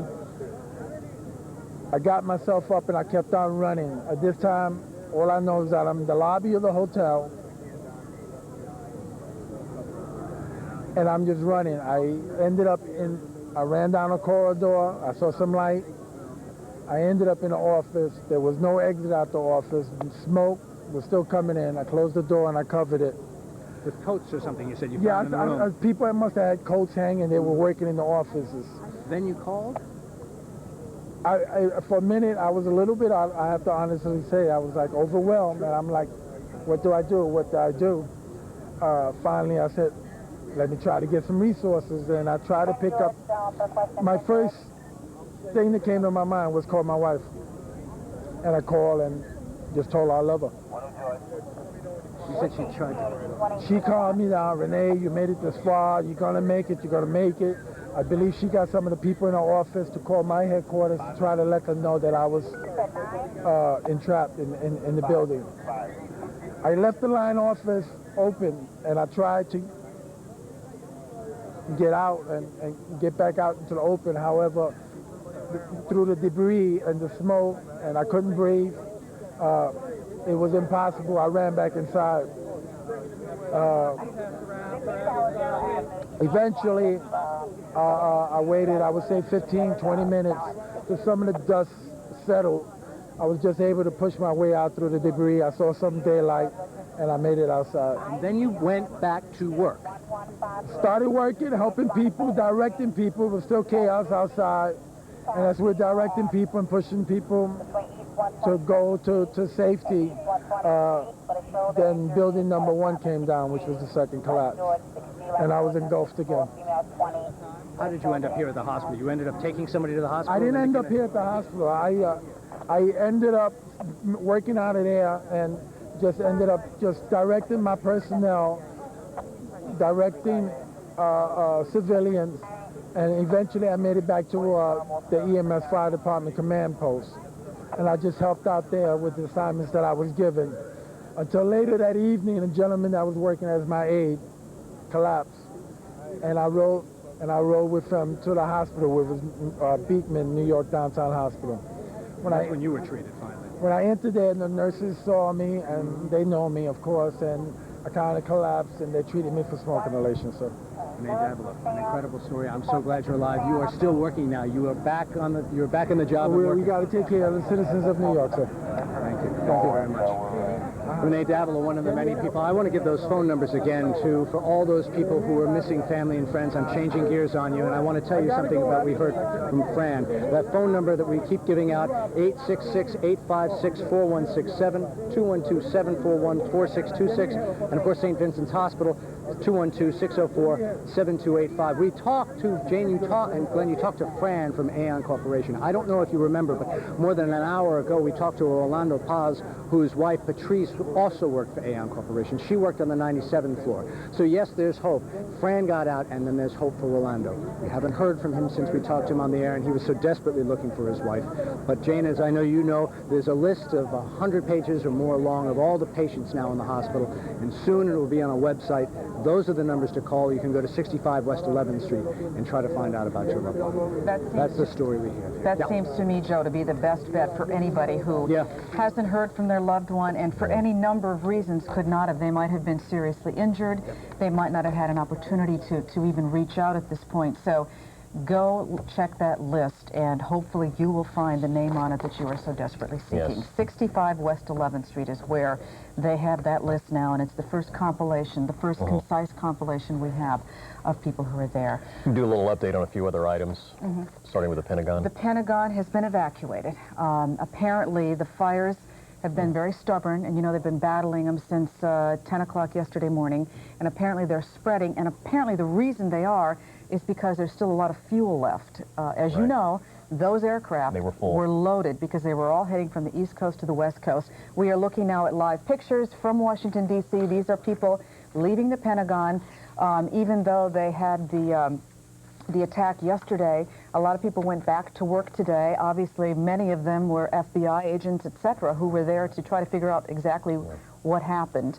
And so we will bring you the latest on that as this afternoon proceeds. But again, the Pentagon has been evacuated because that stubborn fire continues to burn. They have not been able to bring it under control.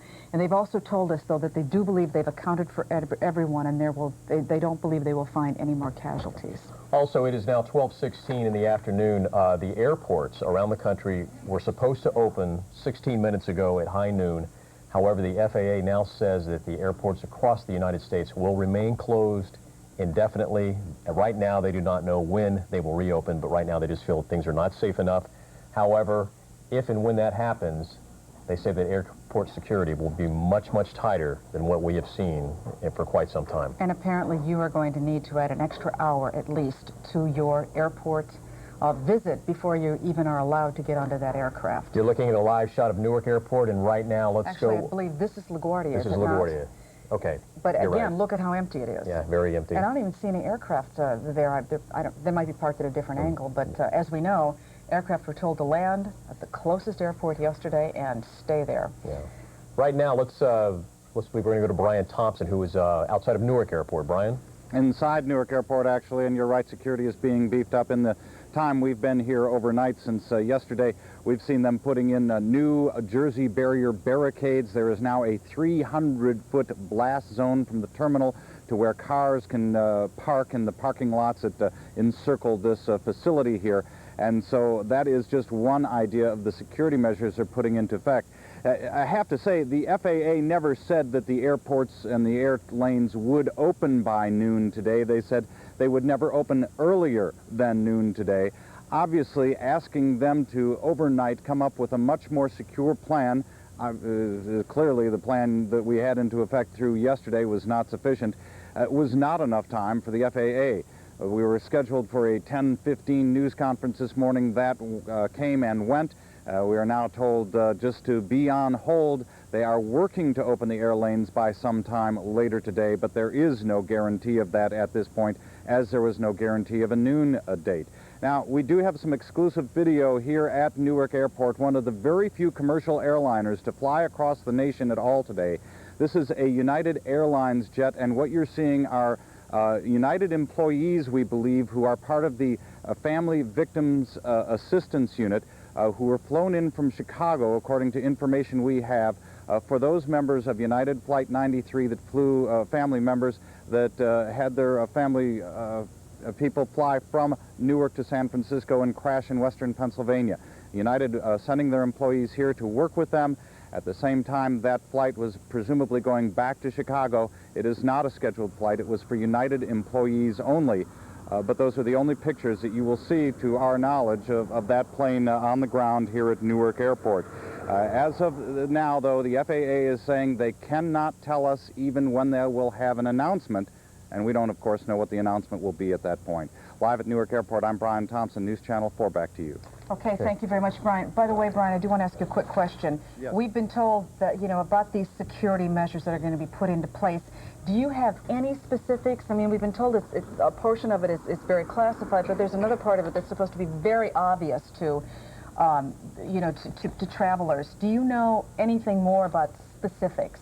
No, they are not sharing that type of information, and they generally don't, although we'll probably see it in operation if it means, for example, inspecting every carry-on bag for the possibility of one of these plastic knives, as they're called, or poly whatever, carbon-type materials.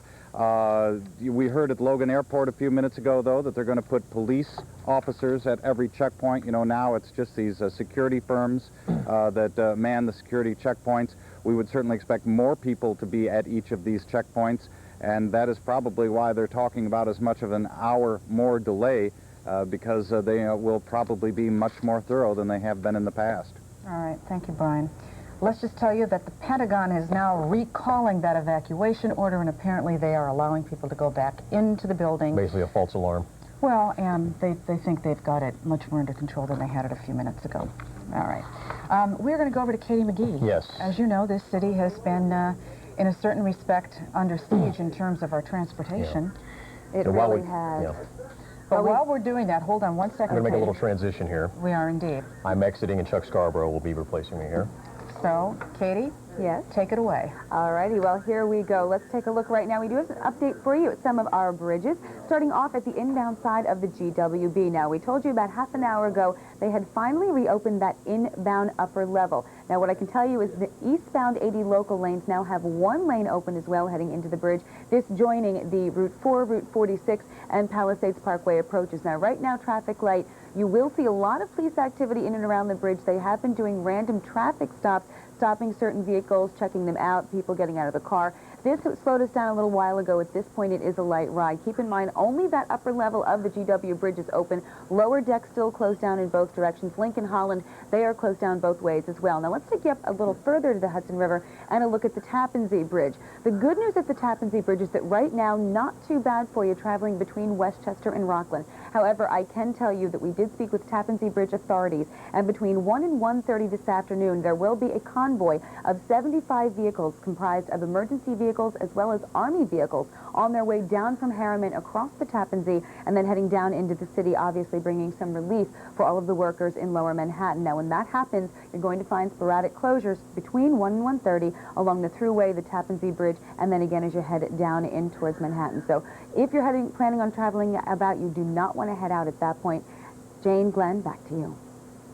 Much, Katie. We appreciate that. But Glenn has taken a leave here, and we've got Chuck Scarborough and Jim Rosenfield have joined me. Literally just sitting down and getting kind of getting the mics on. It's that kind of day. That's just the way it is. We're going to go to the telephone and speak to a man named Michael Riley, who is a disaster relief specialist. And apparently you're on standby, Mike, because you will be involved in the cleanup that will occur. That's correct. Actually, we've just started to mobilize crews about an hour ago. And what can you tell us about, there are fears about asbestos at one point, and I know you worked on the TWA Flight 800 crash. What is it that you are looking for specifically, and what kind of precautions do you have to take? Well, actually, our company, who specializes in catastrophe restoration, will do whatever it takes, starting with assessing what kind of contaminants might be in the dust, and whether it's nuisance dust or contaminated dust, we'll start with cleaning that right up to restoring the buildings. Obviously, with the TWA situation, you're dealing on water. This is on land. How are the two situations different? Well, they're very much different. Our men are all cross-trained and able to handle any kind of contaminant, whether it be raw jet fuel on the water or asbestos and lead in the dust. We have over 1,000 trained individuals right now on standby. Is there any reason to believe what dangerous materials there might be in that dust? We've had so many people who've already had breathing problems. Their throats have been raw after breathing even just a small portion of it. Do you know anything yet about it? We do not, and of course, depending on where you are, that's going to change. And I certainly wouldn't think, though, asbestos would be the source of the throat irritation. It's more likely to be just the amount of dust that people have been breathing in. What else is in that material, just from speculation, in addition to possible asbestos? Well, it wouldn't surprise me to see lead and PCBs. Generally, buildings built in that time frame, you'll see those contaminants, PCBs from the light fixtures. Mike, your operation should be slightly complicated by the fact that there may also be evidence in what you're cleaning up. Have you been briefed on that? Yes, we have, and we're used to working with the police and the FBI in crime scene situations, and I could tell you certainly on the onset we'll only be working the peripheral areas until every effort's been made to in the search effort. So you work in close coordination with the investigators on the scene? That's correct. Mike, just taking a look at the overview of the damage that was sustained down there, can you give us any estimate of, if you simply had to clean it up, how long it would take? That's so very, very difficult, but I would think probably months here. Okay, Mike O'Reilly, Disaster Relief Specialist, thank you very much. We appreciate you bringing your knowledge to us this afternoon. The question really is, where do you begin in a situation like that?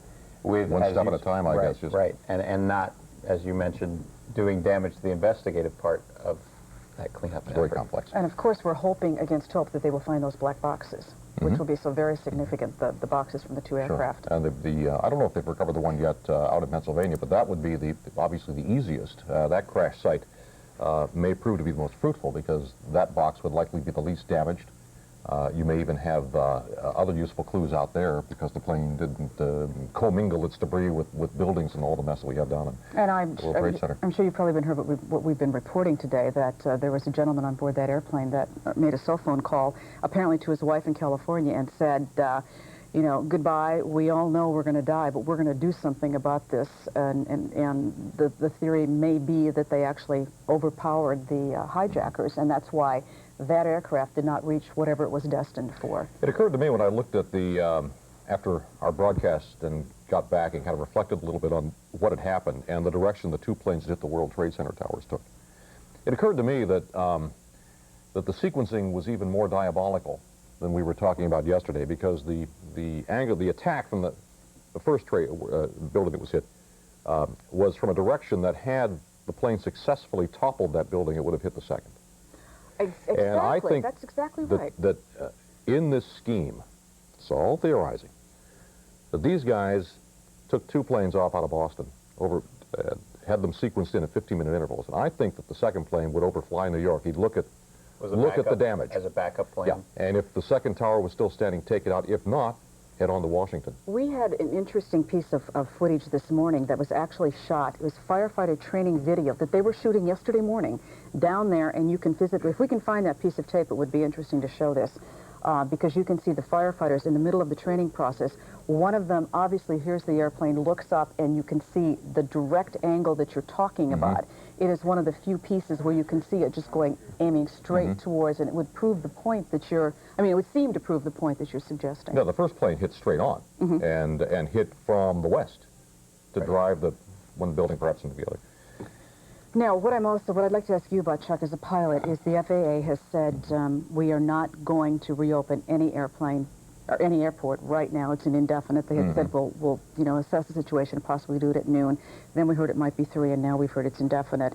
They're talking about a lot of extra security measures, but they say it's classified information, and they're not going to tell us specifically what they are. But if you had to think about some things that might be very effective, looking at it from a pilot standpoint, what would you think? Well, I think there are, off the top of my head, a whole array of things that can be done, and I think that, as I mentioned yesterday, that you can take a look at how the Israelis handle security on El Al. They handle security, it's a multi-level thing. They put a lot of faith in the human factor. They've aborted successful takeovers by having very smart investigators who check things out. There was one instance where a plane out of London was going to be hijacked. As I recall, a terrorist had it was a long and involved plot, but the terrorist had actually gone to London, seduced a woman, convinced her to fall in love with him, was going to marry her. I remember this. And wanted her to come back to meet his parents, and gave her a gift. It was a little carry-on bag. The gift turned out to have a false bottom and a bomb in it. This was all a plot to blow up an El Al plane, and only because of a smart security guard. Not because of machinery, not because of detectors, not because of dogs, not because of anything else, but because of a smart security guard who took a look at this. It didn't look right to him. Was that false bottom discovered and the bomb discovered? And what better ploy? This woman went on completely innocent. No telltale signs. You couldn't look at her and say, wait, I see something. This is a nervous person. This is somebody who's going to do something. Nothing. Sure. It was a very diabolical plot that was foiled by a very smart person. They have armed agents on their international flights. Guys with 22 caliber Berettas that will not harm the plane but will be quite lethal. Had one of those agents been on one of these flights, you have fellows with it speculated they had plastic knives to get through metal detectors. It would have been a totally different story. And that raises the question of the materials that are now available and out there that can circumvent the checkpoints. Sure. And what do we do about that issue? Exactly. If we're talking about plastics and the like, not metal objects. We do have that video I was talking about, the firefighting training video, if we can take a look at it. Now, this was yesterday morning, just before impact. They hear the plane.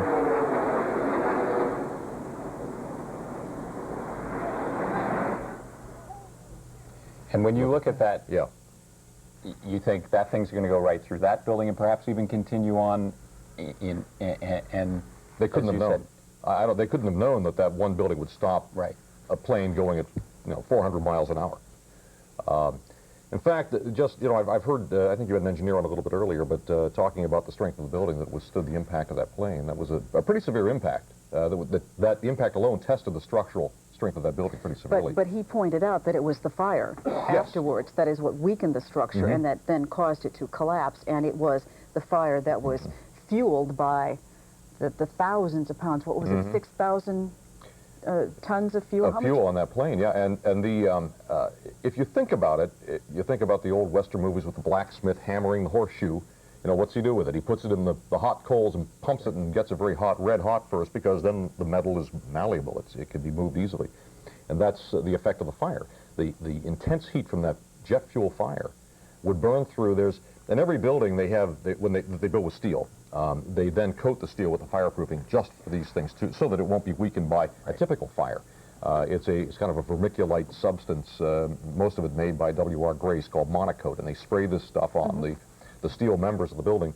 And any normal fire, that insulating, you've probably seen it when you've seen buildings that are going up. You see they spray this kind of, well, it looks like whipped cream or something. It's kind of rough and it's all over the steel structure. Well, that's to prevent the heat from getting to the steel in the event of a normal fire.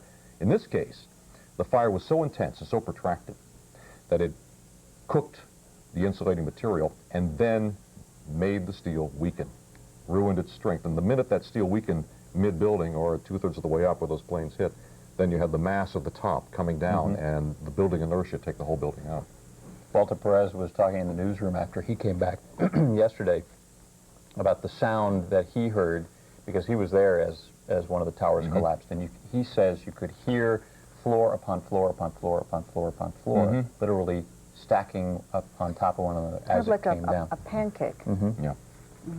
Staggering. You know, some of the images just coming into work.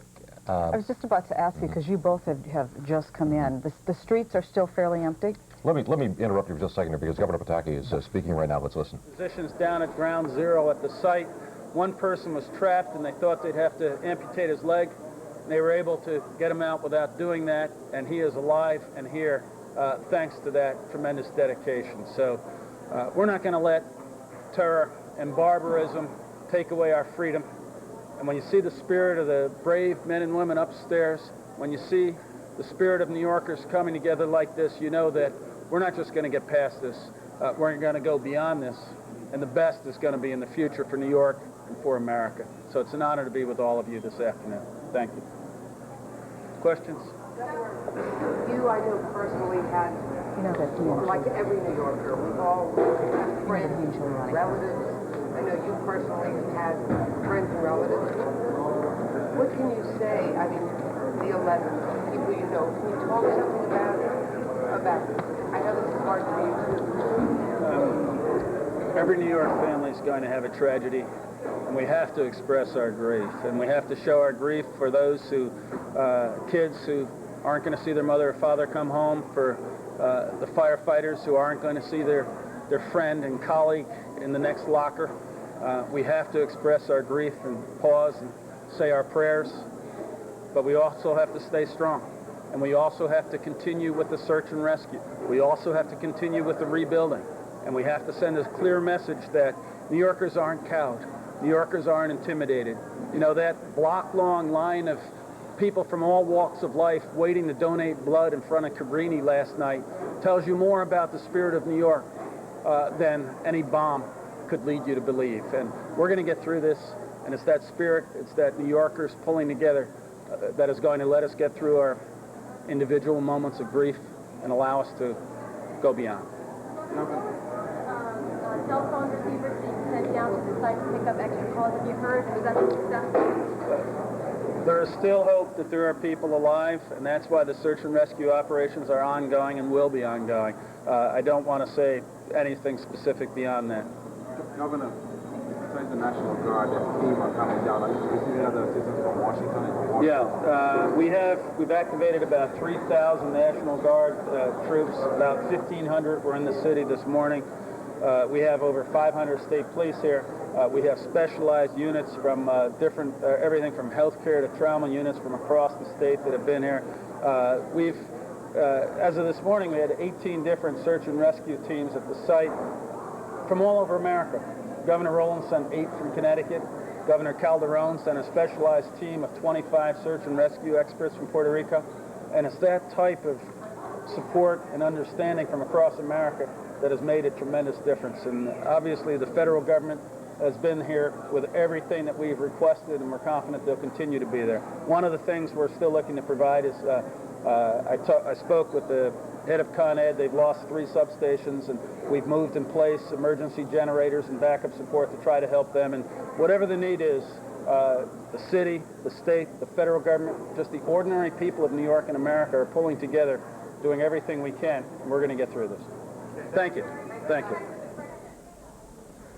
The governor at Bellevue Hospital, as the governor and the mayor, as you mentioned, have been making the rounds through the morning to the various hospitals. Yeah, we're talking about the spirit of New York. He was there. He's been giving pep talks around town and here last night. But you were saying when you came in today, you witnessed perhaps some of that spirit. Well, yes.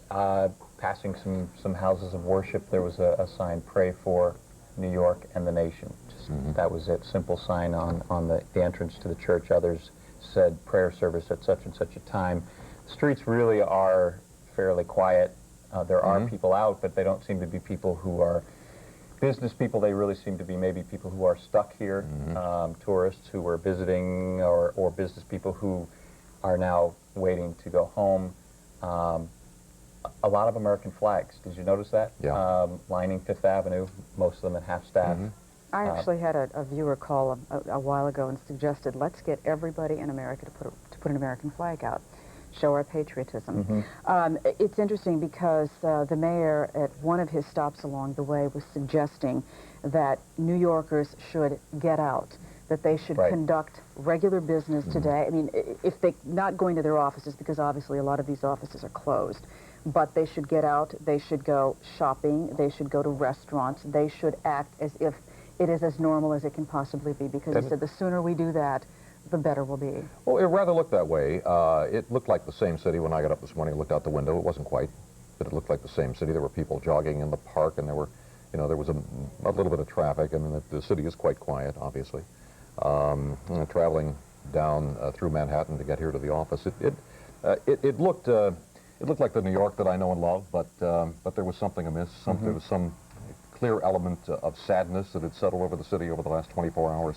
Plus, if you look south, you saw the plume. Yep, it's still there. Smoke and ash. Right, and the plume and the hole. The missing part of our skyline. Also been hearing from, I don't know if you've been going through this, but hearing from friends from across the country calling, and they've seen the images on television, and it's so disturbing that they can't help but think, I've got to check on this person to make sure they're okay, even though we were obviously far from Lower Manhattan yesterday, but that kind of thing going on. And also people telling me in other parts of the country, I had a friend in Jacksonville, Florida, saying down there's a military base, and there were wives saying goodbye to their husbands and vice versa because they've been placed on high alert. So it's affecting people across the country. Oh, yes, very much so. And right now we have a shot of the USS Washington, which is stationed off our shores to, as a precaution. We can take a look at that.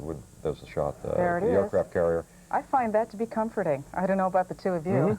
And did you hear the jets going overhead during the course of the afternoon and evening? And again this morning we heard one. There were some fighter jets that were in the skies patrolling overhead. Well, it's not a bad thing to do. And there it sits. Those guys can scramble off that deck in a hurry and go on combat air patrol. And I'm sure they're all on the highest level of alert, as are our forces around the world.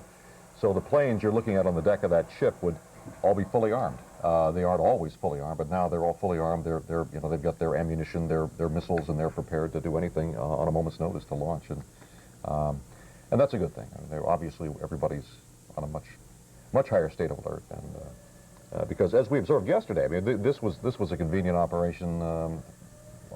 Because of lapses in our own security and the exploitation of terrorists, they were able to take 4 of our airliners, but they don't have to be ours. That's right. They could come from elsewhere. They could. You're absolutely right. I think we're going to take some pictures of Central Park right now to show you what we were just talking about, which is that people are there on the Great Lawn. It is, ironically, another beautiful day. Another beautiful September day, just as it was yesterday.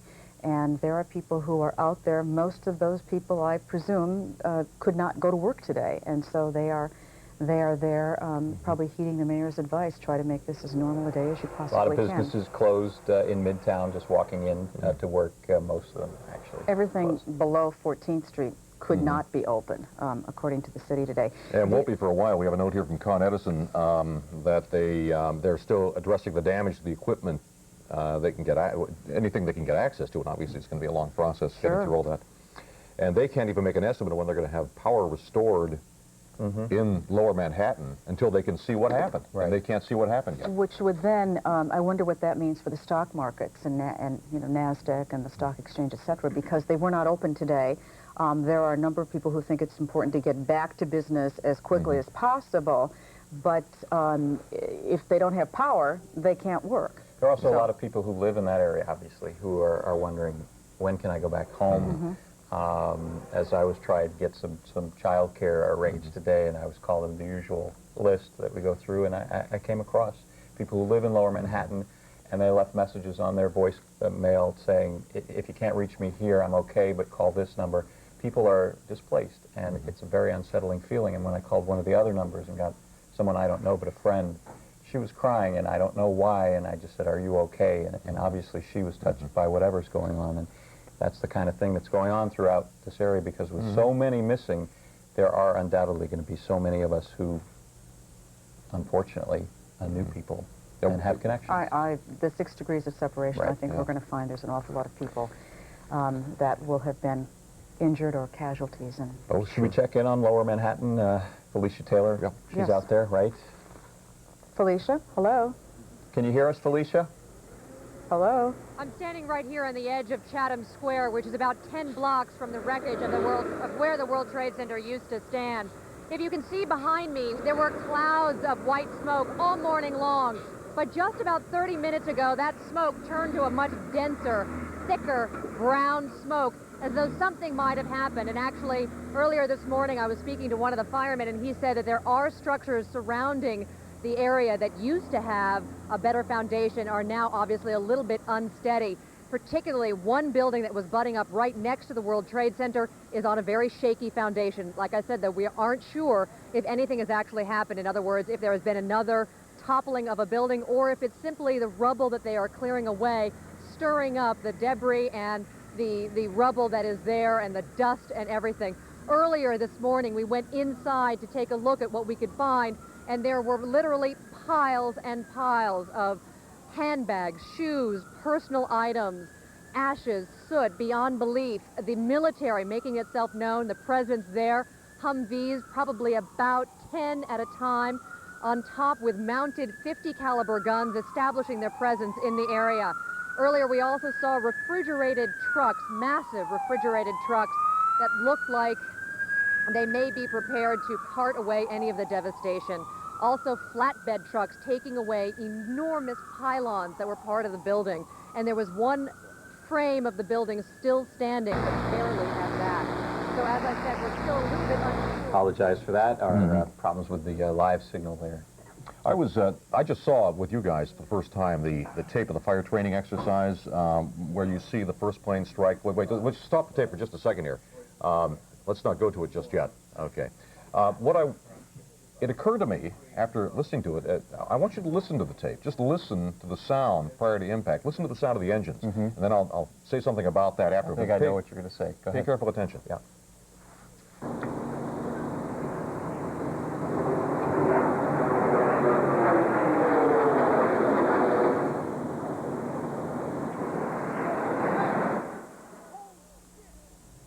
Now, I think the pilot put the throttles to the firewall. Those engines were at maximum takeoff thrust. And so I think just before impact, he shoved the throttles all the way forward, just to make sure that, A, the engines were turning as hard as possible, making as much fire as possible, and have maximum effect. And probably going along with the other theory of yours that they were going to go through one building into the other, thinking that that might thrust them through. Quite possible, quite possible. We were just told to look at our regional wires. I want to take a peek at that and see what is it. Nancy, tell me what it is, what we're looking for. Okay.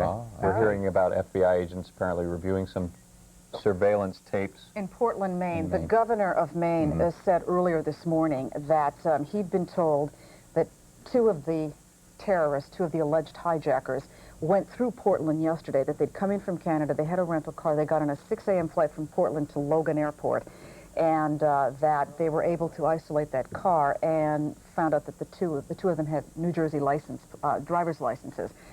We don't know where in New Jersey yet, but that information came from the governor. So I would assume that that's verification of that of some sort? Well, it's good to know that there is a trail of clues that's already being unearthed, and they're slowly closing in on the identity of these guys. But it will be a long investigation. I would imagine. And we also heard again today from the president. We did. Right. Very We had forceful. some strong language this morning. Might be worth taking a listen again to what he had to say with time passing now. This is an enemy who preys on innocent and unsuspecting people, then runs for cover. But it won't be able to run for cover forever.